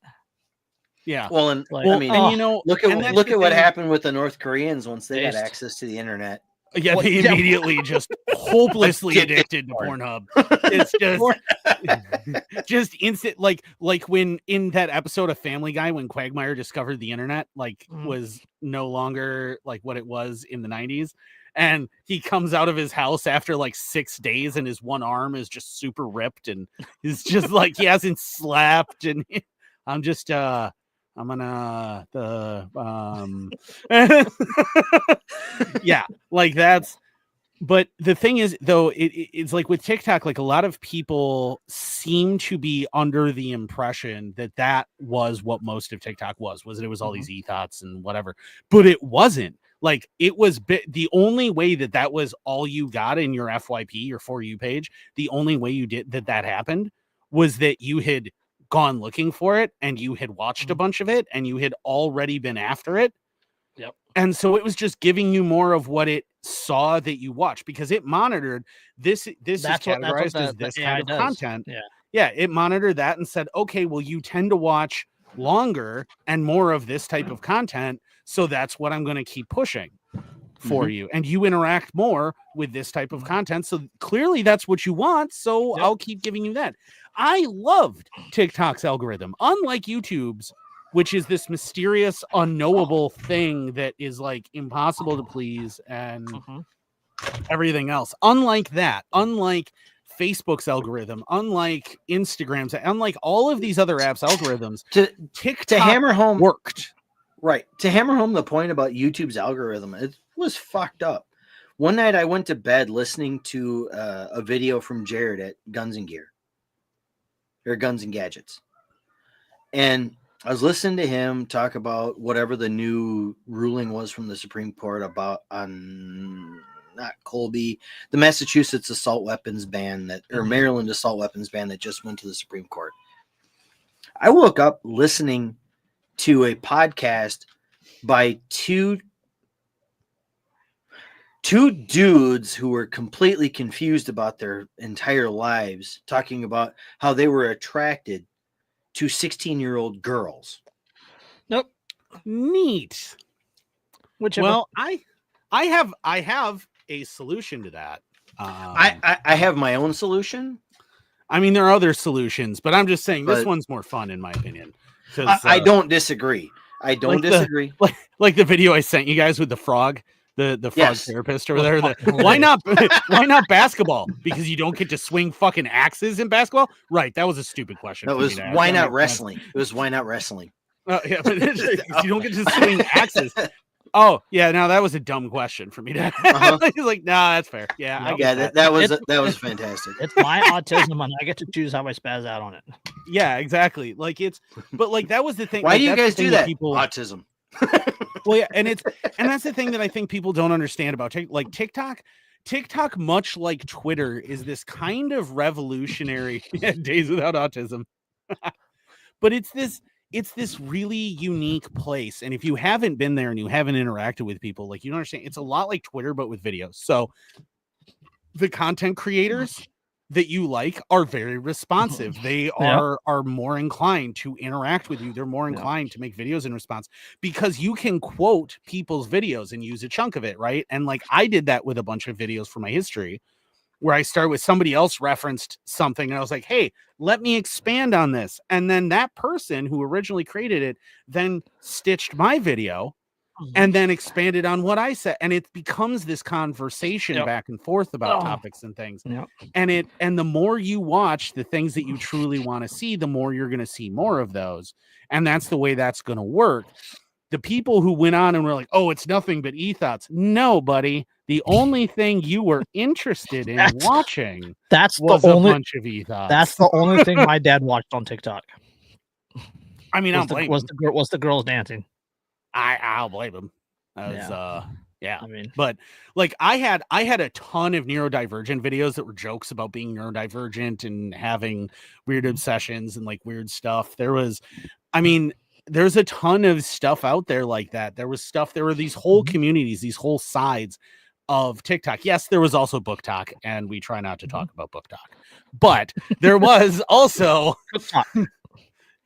we are not going to talk about Book Talk. We're not going to discuss. No, we're not going to talk about it. We're not going to discuss it. We're not going to acknowledge that those people exist. I don't want to consider it. They make me uncomfortable.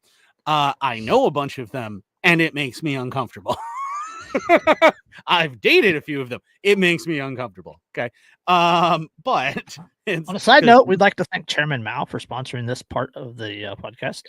Right? Like, thank you, Winnie the Pooh. Thank you for this. This is very appreciated. By the way, you can't say Winnie the Pooh on Red Note. If you do go over there, don't do that. That will get you in trouble. Or what's the other one? He looks like a if you put a gummy bear in the microwave for 15 seconds, it looks like the chairman of China. Oh yeah, it does. It does too. Oh yeah. But like this is one of those things though, like where all of this happened and it got banned and it went down and it was crazy that it went down and it actually went down. I sat on it until it was done on a live with Tara Lynn Romero and Wicked Witch of the West. Yeah, the Wicked Witch of the West. And like we hung out. By the way, we all have a standing invite to go party with her. She wants us to go and pick up the hairs and pick up Forest Mommy, and then we'll all go and party.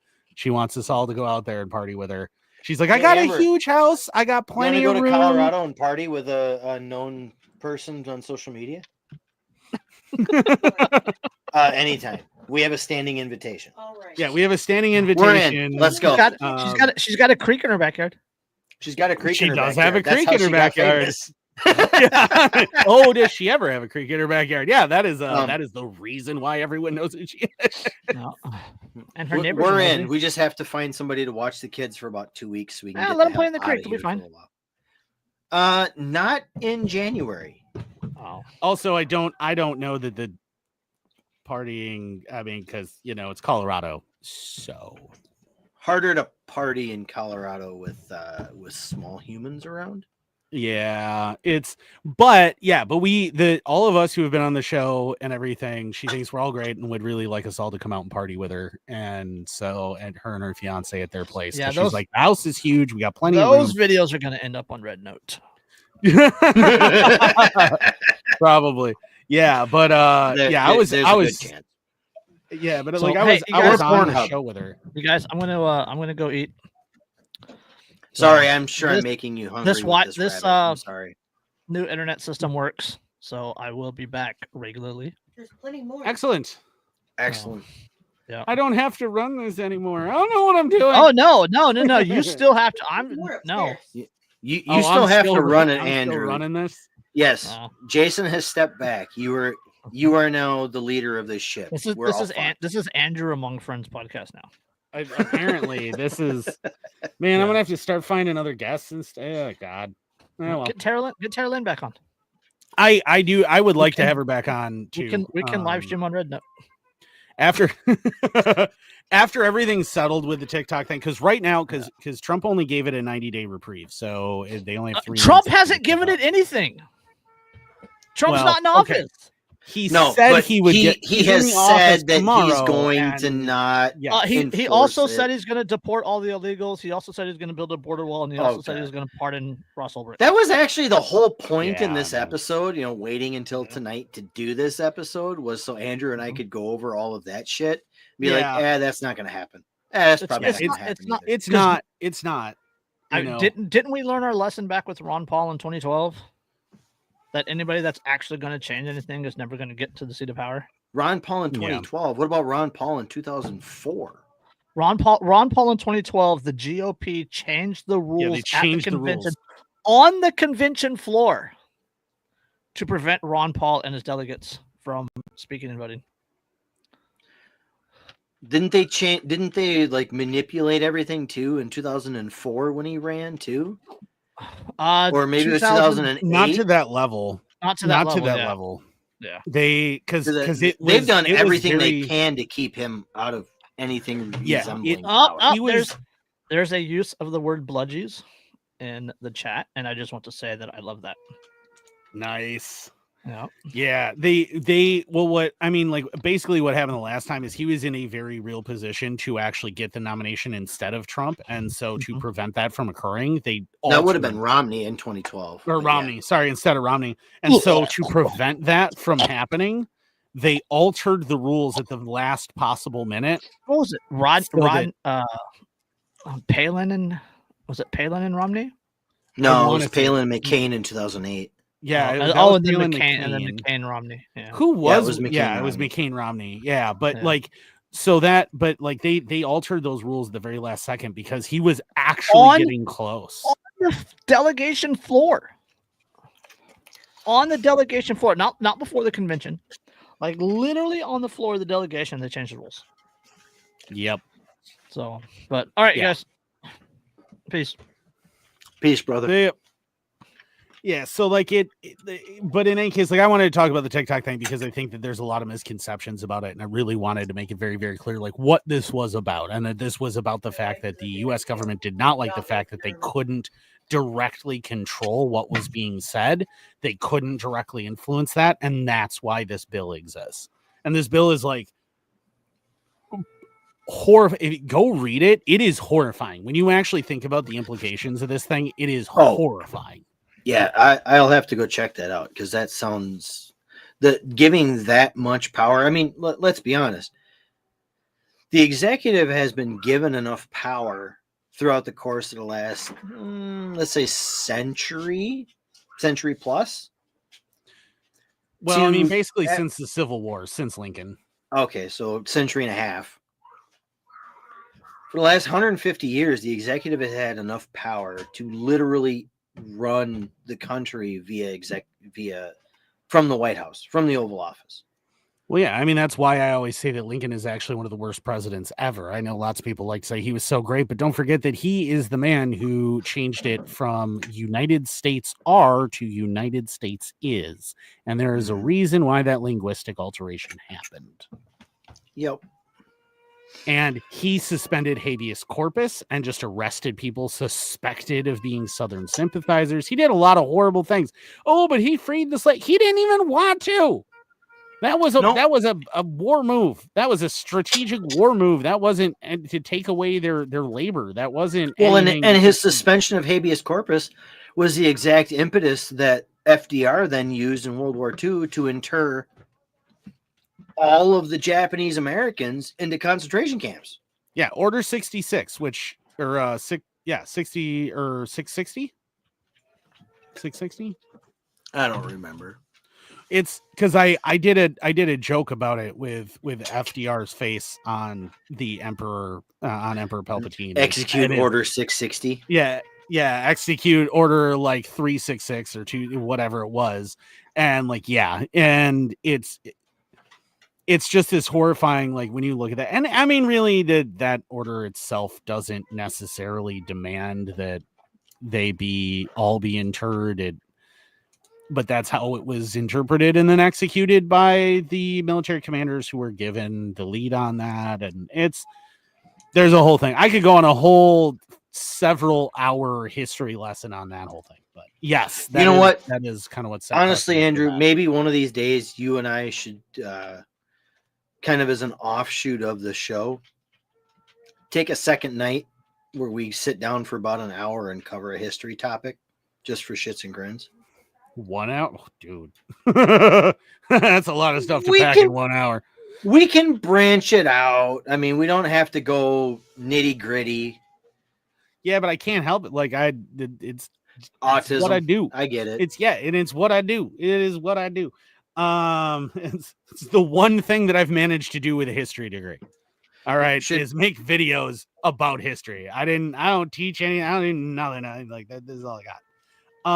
Do we want to talk about the rats? By the way, I was just looking at that article, going, "We have to talk about the rats." This is amazing. You're welcome for finding this because this was awesome. Do you want to read it? Because this is sure. God, it's funny. So this article comes from CBS News. The headline reads, "Drug-eating rats invade Houston police evidence room, potentially disrupting hundreds of cases." Rats are consuming drugs that are seized and stored by Houston police, and hundreds of cases could be vulnerable to the rodent infestation, officials said. It's an issue that has prompted the district attorney to alert defense attorneys in more than 3,600 open drug-related cases, although only one active case has been impacted by the rodents. Just one example, we've got 400,000 pounds of marijuana in storage that the rats are the only ones enjoying, Houston Mayor John Whitmer said on Friday at a news conference. I love that the rats are the only ones are enjoying. Right? Joshua Reese, general counsel at the Harris County District Attorney, said the rodents also got into packaging containing mushrooms.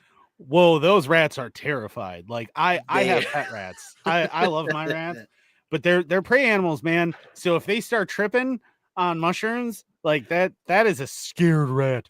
I've got rabbits. I could only imagine what they would be like on shrooms, man. On weed though, like a rat would be the funniest thing I can imagine. Like I don't know exactly what it does to them. I have never looked into what tetrahydrocannabinol in fact does to rats, but I can say that I do know enough about rats to tell you that rats will not eat anything that is outright poisonous to them. They can tell that it is going to be, and they won't touch it. Which makes it really interesting to wonder, what are the munchies like in a prey animal that eats constantly? Oh, they're like melon. I know there's melon. Do you have melon? I'm sure there's melon here somewhere. There's got to be melon. They also love, I will say, especially the females, they love mealworms. You're not supposed to give it to males because it's too much protein, but it's actually good in the right balance for females because it helps prevent mammary tumors. But they absolutely love fried, like pan fried mealworms. Well, so for the rabbits, what we'll do is for treats, we'll go down to the local grocery store, and every day they have some sort of like packaged vegetable that's on their clearance rack. We'll just buy that, cut it up, and give that. They absolutely love snap peas, and believe it or not, straight broccoli. Rabbits love straight broccoli and celery. I wonder if rabbits, because I know like rats have they have such a personality and they have personal preferences. Like you will have some rats that adore carrots and some rats that absolutely turn up their nose and go, nah, I don't care. So you see that a lot. We have one guy here, or one buck here. His name is Fleck because his fur looks like fleck tarn. And I had him in the garage the other day because it's too cold for them to come into the house proper. Otherwise, they could go into shock. So I'll take him in the garage for the kids to interact with our breeding stock. And I had a piece of celery in my hand. Dude picked up a piece of celery at least 6 inches long and just chomp, chomp, chomp, chomp, chomp, chomp, chomp, chomp, chomp, like a freaking typewriter. It was hilarious. Oh yeah, the rats, if you give them slices of like zucchini, I believe you put slices of zucchini in their cage. What's hilarious is you'll come back to the ring of skin because they don't like the skin, so they will eat literally everything out of the center and leave the skin. Same with like watermelon. If you give them a chunk of watermelon, they'll eat right up to the rind and shave every last bit of watermelon flesh off of that rind and leave the rind alone because the rind is poisonous to them, so they're not going to eat it.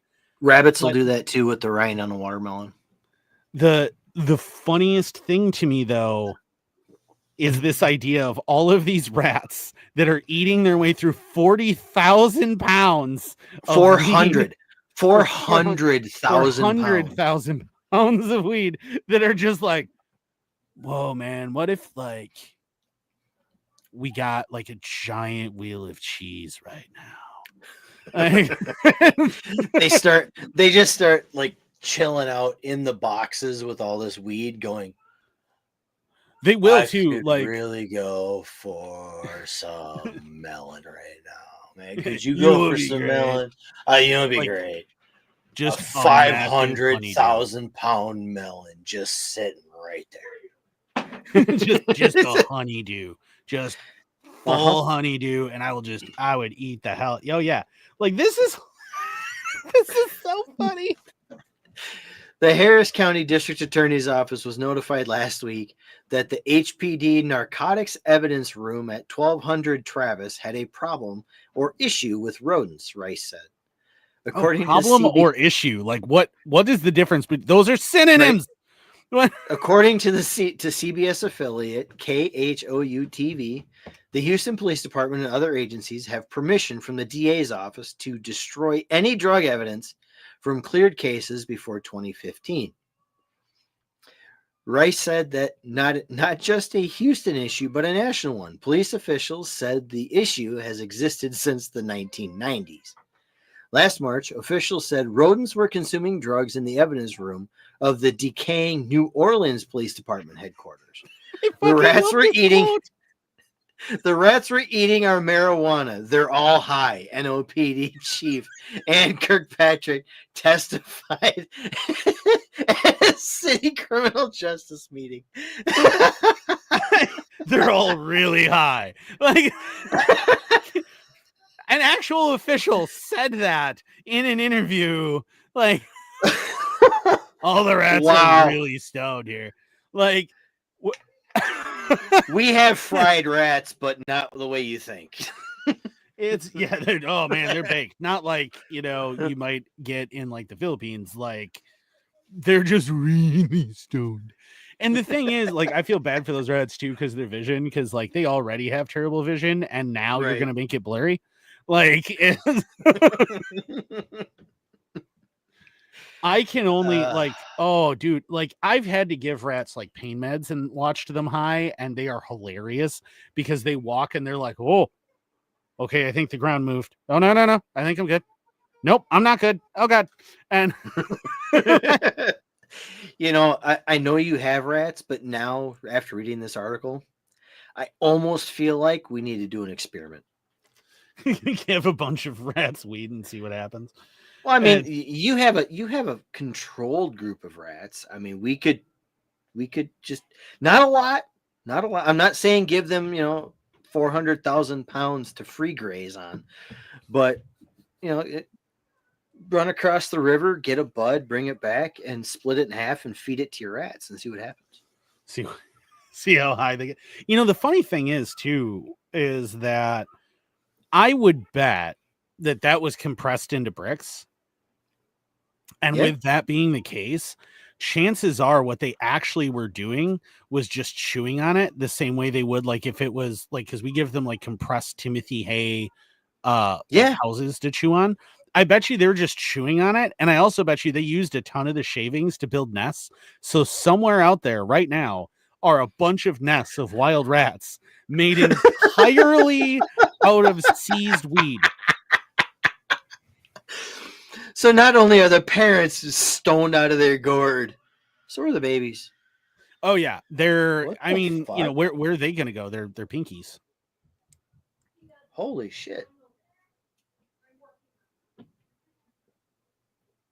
Sorry, I just heard a child scream like they had gotten stabbed.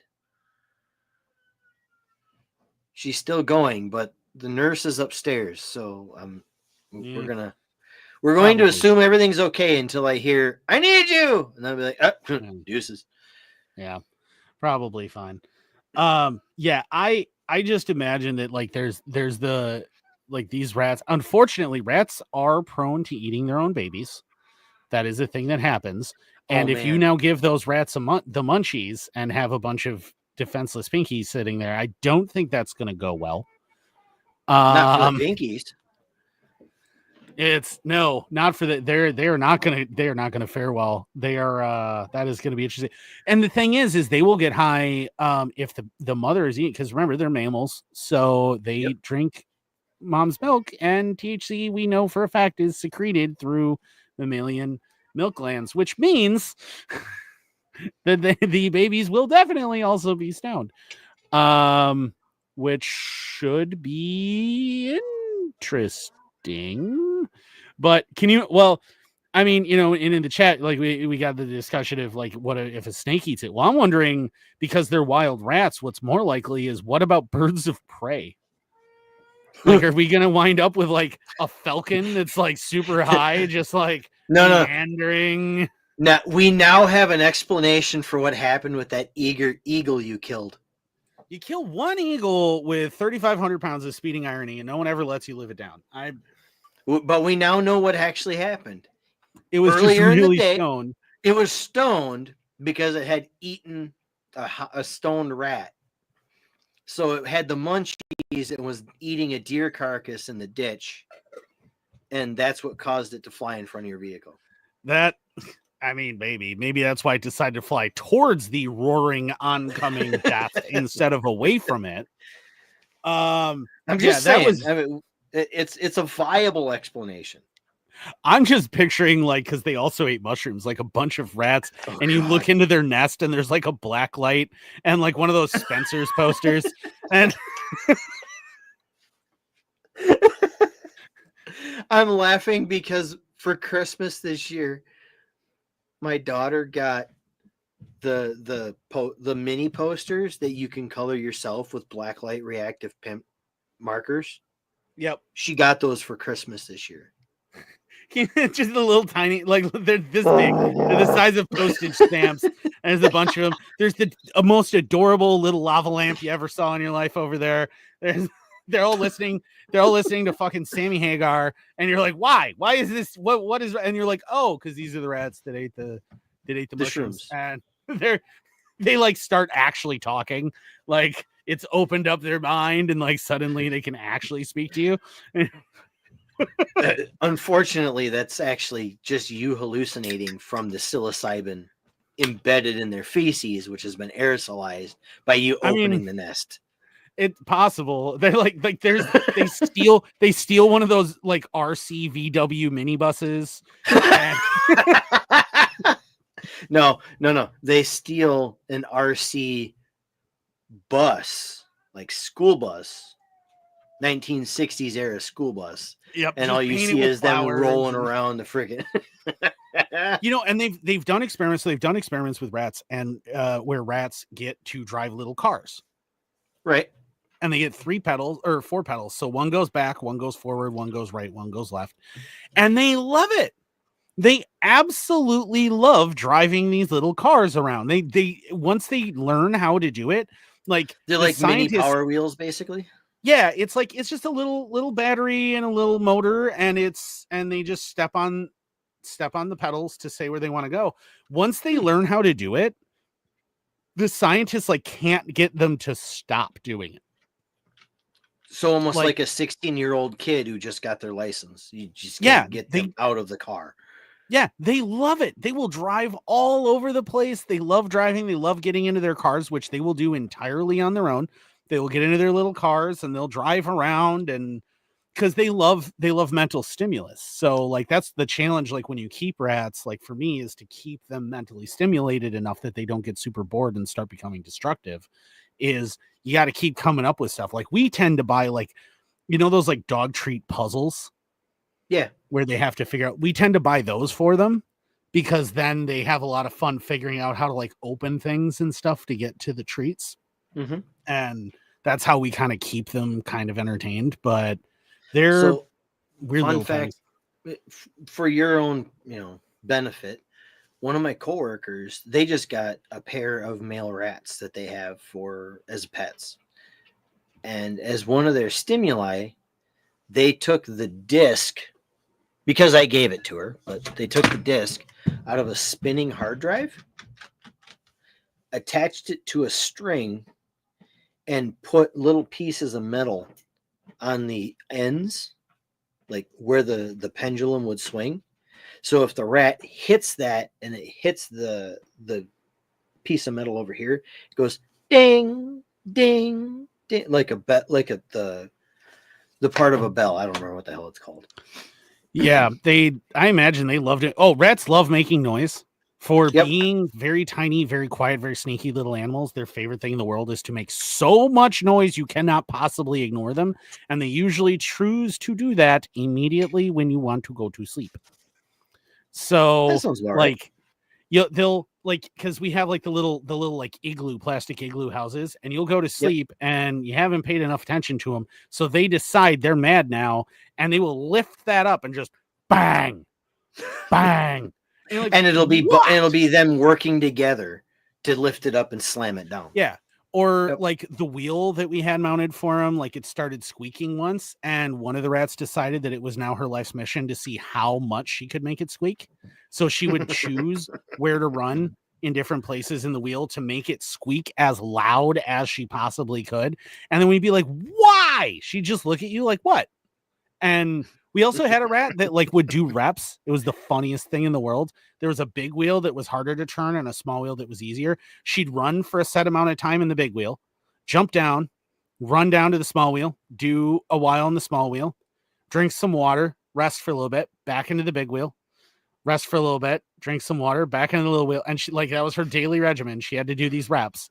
It was hilarious. I'm like, is she working out? I feel like she's working. That's the weirdest thing I've ever seen. Rats are. What are we going blast, to? Man. Hey, Brain, what are we going to do tonight? The same thing we do every night, Pinky. Try to take over the world. Try to get swole. Well, Lindsay did have two rats that are named Pinky and Brain. I was going to say, watch, you turn around, you look at that rat, and she's completely just looking jacked. She especially, she was a very fit rat. She never got fat. Rats, unfortunately, domestic rats have a tendency to get fat. She never really got all that fat. She stayed in shape, and I was like, she's watching her girlish figure apparently, which is weird. Also, be like those lizards that were doing reps at the weight room. Yeah. What? Seriously? They're imitating the humans that they're seeing, but that was awesome. It was hilarious. But the one last fact about rats, and it applies to most rodents. If you ever have trouble figuring out if a rat, when it's a baby, or any other rodent is a baby, when it's a baby, is a male or female, know that in most rodent species, males do not have nipples. Yes. So that is the easiest way to tell when they're babies. Well, males don't have nipples. I will add a caveat to that for rabbits. The does do not, like, until they've been bred, you can't feel a nipple on the underside of the doe. Like, you can't hardly see them unless you have a magnifying glass when they're little pinkies. But until they're bred, they don't actually start to present on the underside of the doe. Well, that applies to rats too, but like if you flip them over, especially in their pinkies, if you flip them over and you look, you can actually see little dots. Very tiny little dots on rats. Even with rabbits, it's really hard to see. I mean, like I said, you need to break out the magnifying glass if you're going to try that when they're small. Yeah. Huh. Weird. Well, that's something everybody knows now. Yes, male rodents in most species of males, not all, there are a few exceptions, but in most, males do not have nipples. So you cannot, in fact, milk a male squirrel or rat because they don't have nipples. Oh, Jason. Being able to leave early is my favorite part of not being the airplane wrangler. Yes. This is what happens when you get two people who raise rodents. Like in my case, I raise rabbits for meat. We actually farm rabbits. Andrew has rodent pets. Yeah, we do have very, very limited time here left. I do want to cover, so Ammon Bundy. We've talked about Ammon before. We're all big fans of Ammon Bundy. If you're not a big fan of Ammon Bundy, well, that sounds like a personal problem, and I probably don't actually want to know you.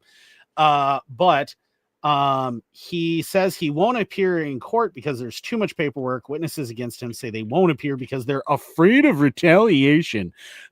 One of the most peaceful men I have ever witnessed, a man who very vehemently believes right in thou shalt not murder, who very vehemently believes that you should try and do kindness to your enemies and those who hate you.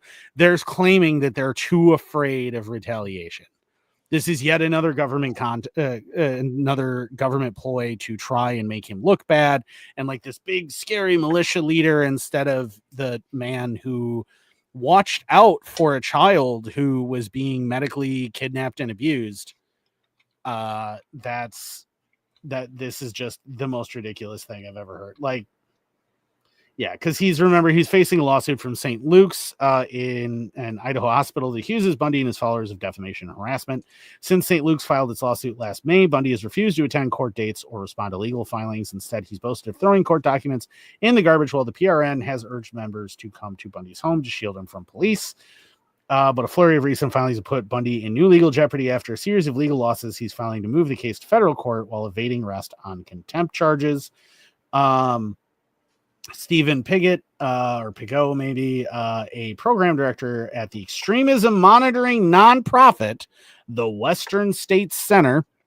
That should tell you an awful lot about the kind of people, just like the Southern Poverty Law Center, said Bundy's response to the lawsuit has been part of a larger campaign to strong-arm opponents. Quote, since its inception, PRN has relied on threats, intimidation, and political violence as a key strategy, end quote, Pigott told the Daily Beast. I think the goal of this strategy has been to have a chilling effect on the democratic process. What democratic process? It's the fucking court. That's not part of the democratic process, you twats. I think the goal of this strategy has been to have a chilling effect on the democratic process. St. Luke's case is just the latest in a long line of examples, which is crap. But I just wanted to point out that that was a thing that was going on. Now they're accusing him of trying to intimidate witnesses. He has said nothing about witnesses. He has said nothing to the witnesses. He has not interacted with the witnesses. Nobody that is affiliated with him has done so. They have no proof of it. They are making things up to try and make him look bad, because he made them look bad, because when he was like, no, I won't comply, he demonstrated how impotent they really are. And that threatens their power when people start to realize, right? When the ants realize that there are more of them than the grasshoppers. And that's what Ammon Bundy has been doing. And that is why they are trying to make him look bad. I think it's utterly ridiculous. And it's just an ongoing saga of the government trying to destroy a very good man. Well, I mean, does not deserve it. And understand that this all stems from all the way, I think it was in 2014 or 2012 when they had the Bundy Ranch standoff in Nevada. All he did, I mean, he and his family stood up for their rights, and they had individuals who decided of their own volition to come out and put the federal government in its place, as evidenced by the fact that there wasn't a firefight that day. So when you really think about it, that's where their real problem with Ammon Bundy really comes from, is the fact that he and his family and their network of people that they knew weren't afraid to come out in front of the federal government and be like, hey, y'all are stupid, and we're going to stand up for ourselves. Well, and it's that, and then, and then Ammon and his brother, I think, God. they did the wildlife refuge seizing, and Malheur Wildlife Refuge in Oregon. Yeah, and again proved that the federal government, when you actually stand up to them, they're bullies and they immediately melt. Which is why Lavoy Finicum got executed. Yeah, and this whole thing is why the federal government is going after him. This is why the state government is going after him. This is why the government doesn't like him, is because he continuously stands up for what's right, stands up for what he believes in, and refuses to back down. And it makes them look as impotent as they are. Yep.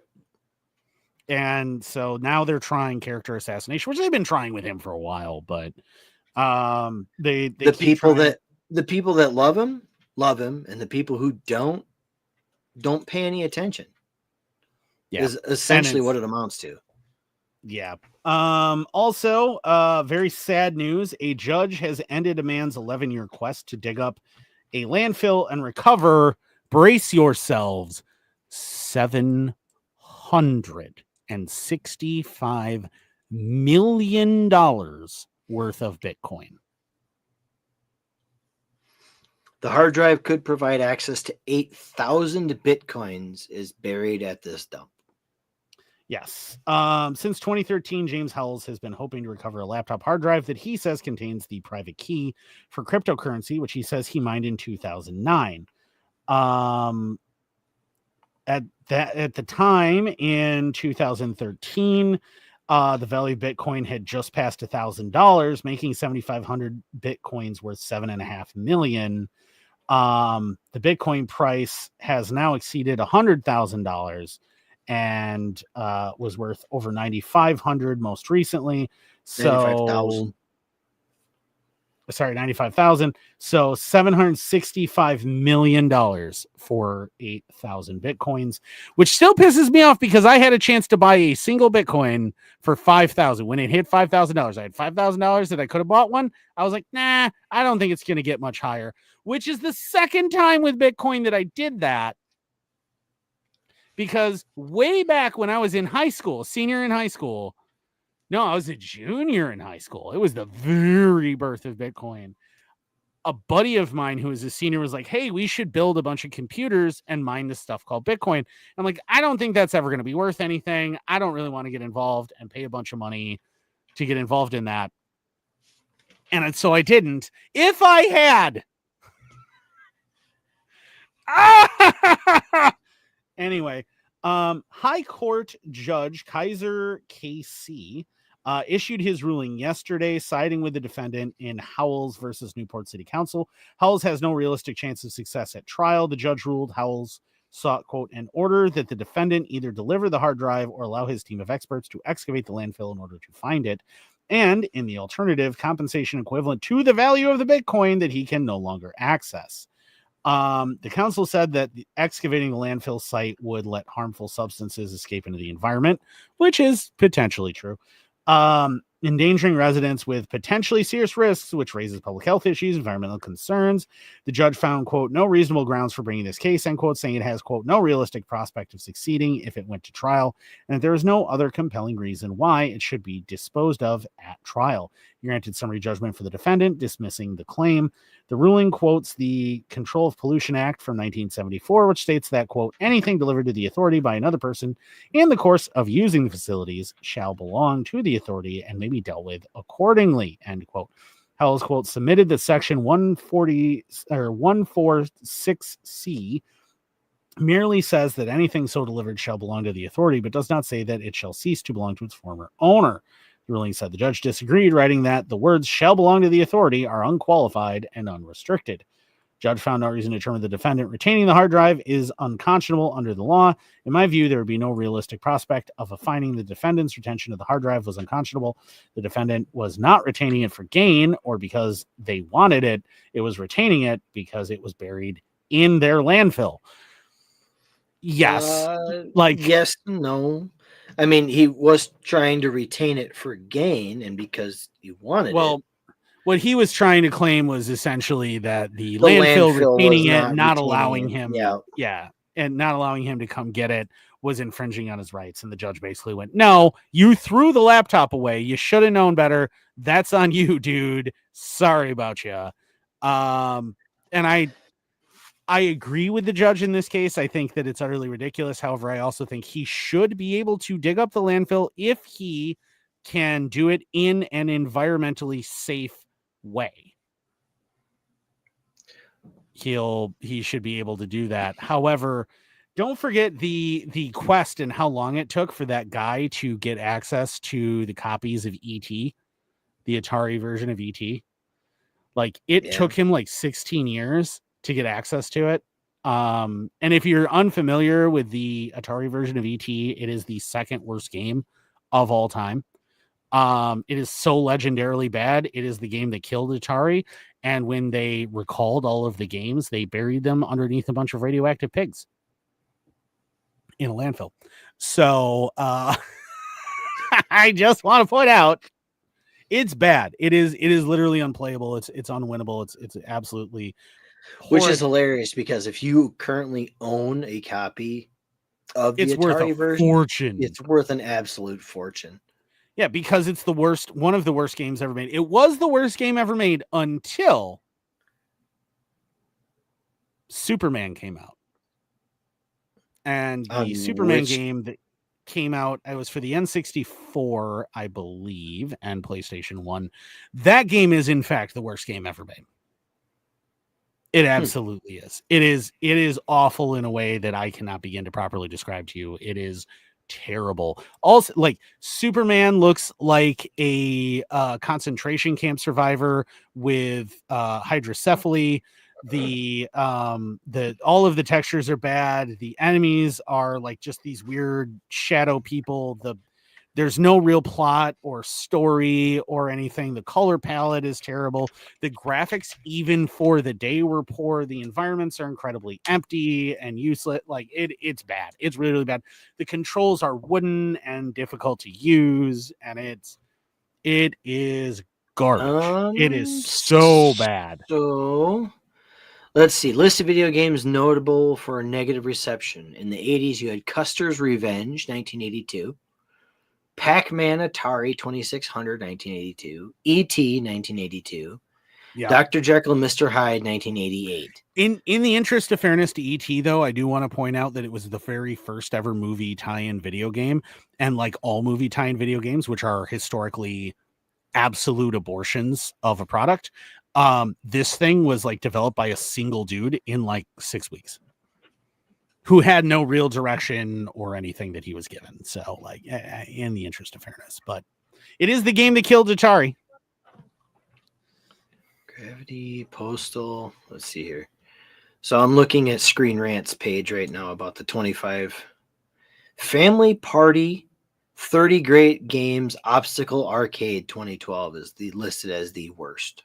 I completely that trust me, that Superman game was worse. Yaris. The only one I can think of that may potentially be worse is Plumbers Don't Wear Ties, but Plumbers Don't Wear Ties is barely even a game in addition to being horrible, and it's so bad. It's so bad. Don't even look it up. I'm telling you, you don't want to look it up. You don't want to go down that rabbit hole.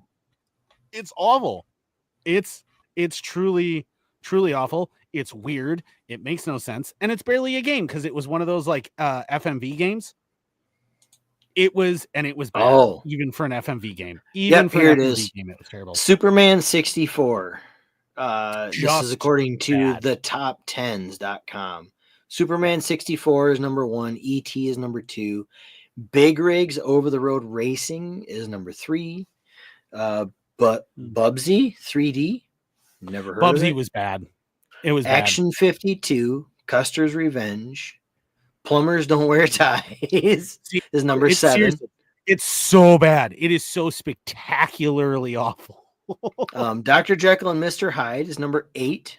Yeah, and it's bad. I will say Plumbers Wear Ties is bad in like a way that like could almost be bad in the way that like Plan 9 from Outer Space is a terrible movie, where like it's so bad it gets funny, except that it's too cringe to start getting funny. Like it just feels awkward and weird and confusing. Like it's right. Number 9 is Sonic the Hedgehog 2006. Yeah, it was a really bad game. And then Ride to Hell Retribution. Yes, also a very terrible game. Ride to Hell Retribution is like hey, what if we took like one of those stereotypical like biker revenge tales and we did that as a game, except like we couldn't even be bothered to make it to the standards of the current gaming system technology. We did it to like 2 systems ago. And also our writers were all like really drunk and possibly homeless people. And what if we also decided to hire the most disinterested voice actors in the business? Like it's bad. Oh, and also what if like instead of making it cool, like it's an open world and you ride a motorcycle around, and what if it's all like super linear and huge chunks of it make absolutely no sense? Like, oh, I have to get through an electric fence. What would I do? Would I shut off the power? No. You know what I'm going to do is I'm going to steal a fuel truck for no apparent reason, get into a high-speed chase with it, and then jump it into the power substation so that it explodes and knocks out the power to the single electric fence that I have to get through. The description is bad. This game is a reminder that being in a biker gang, having awkward liaisons with unusually forthcoming women, and shooting thousands of reckless bikers who charge at you isn't what it's cracked up to be. In fact, most people who played this game probably got up, prayed earnestly to their gods, then found the nearest soup kitchen to help their community, hoping they wouldn't ride to hell for playing such an awful creation. It's like, yeah. So your main protagonist inexplicably, like because you're just doing things, and like randomly these women are in trouble and you save them, and then there's this like super awkward low polygon, like 3D video game sex scene that makes no sense. And I kid you not, the soundtracks for it are the old school awkward porn soundtracks. Oh God. It's such a bad game. It's so spectacularly awful. But despite that, Superman is still the worst. I thoroughly stand by that. It is still actually worse because it's like infuriatingly badly done, and it didn't even have to. It's a Superman game, and like even flying around feels bad. Like it's so bad. It's the console version of playing as Cinnamon Toast Crunch Man. It is just an awful experience. I will say though, it's like E.T., that biker game, also giving all of them a run for their money, the Fast and the Furious video game tie-in. Oh God. Which was delisted after only 3 months. Also really, really terrible. It was oh God. What's our time looking like there? We basically are out of time. The only thing I had left was just mentioning that the budget deficit grew by 40% year over year in December. So that's our footnote story for the night. Yeah. It's, by the way, the American government's even more broke than it was previously, which I'm sure surprises no one, but 40% year over year. 40%. So that's the other one. Yeah, but we need to get out of here because we're kind of hitting our time limit. Again, all of our sponsorships are in the description, in our link tree. We have the new one, W Energy, that has decided to sponsor us. We super appreciate that from them. Highly recommend their stuff if you are an energy drink person. I'm a huge energy drink guy. Those who know me know that I have been slamming Wild Tiger and Monster and Rockstar and Rippets and everything else for years and years and years. And all of that's really terrible for you, and all of that results in a horrible crash. Dubby's really good stuff. It's actually really reasonably priced. It has really good flavors. It's super cool stuff. I highly recommend it. If you use the link in the description, you also get a discount on it. So check that stuff out. If you have, like I do, if you have a Soda Stream, a drink mate by Soda Stream, you can even make it carbonated. There you go. You mix it up in the water. You can carbonate it. You can even still get the carbonation if that's your thing. But it's super cool stuff. Absolutely awesome. Highly recommend it. They have all sorts of cool, like, big boxes and all sorts of fun stuff.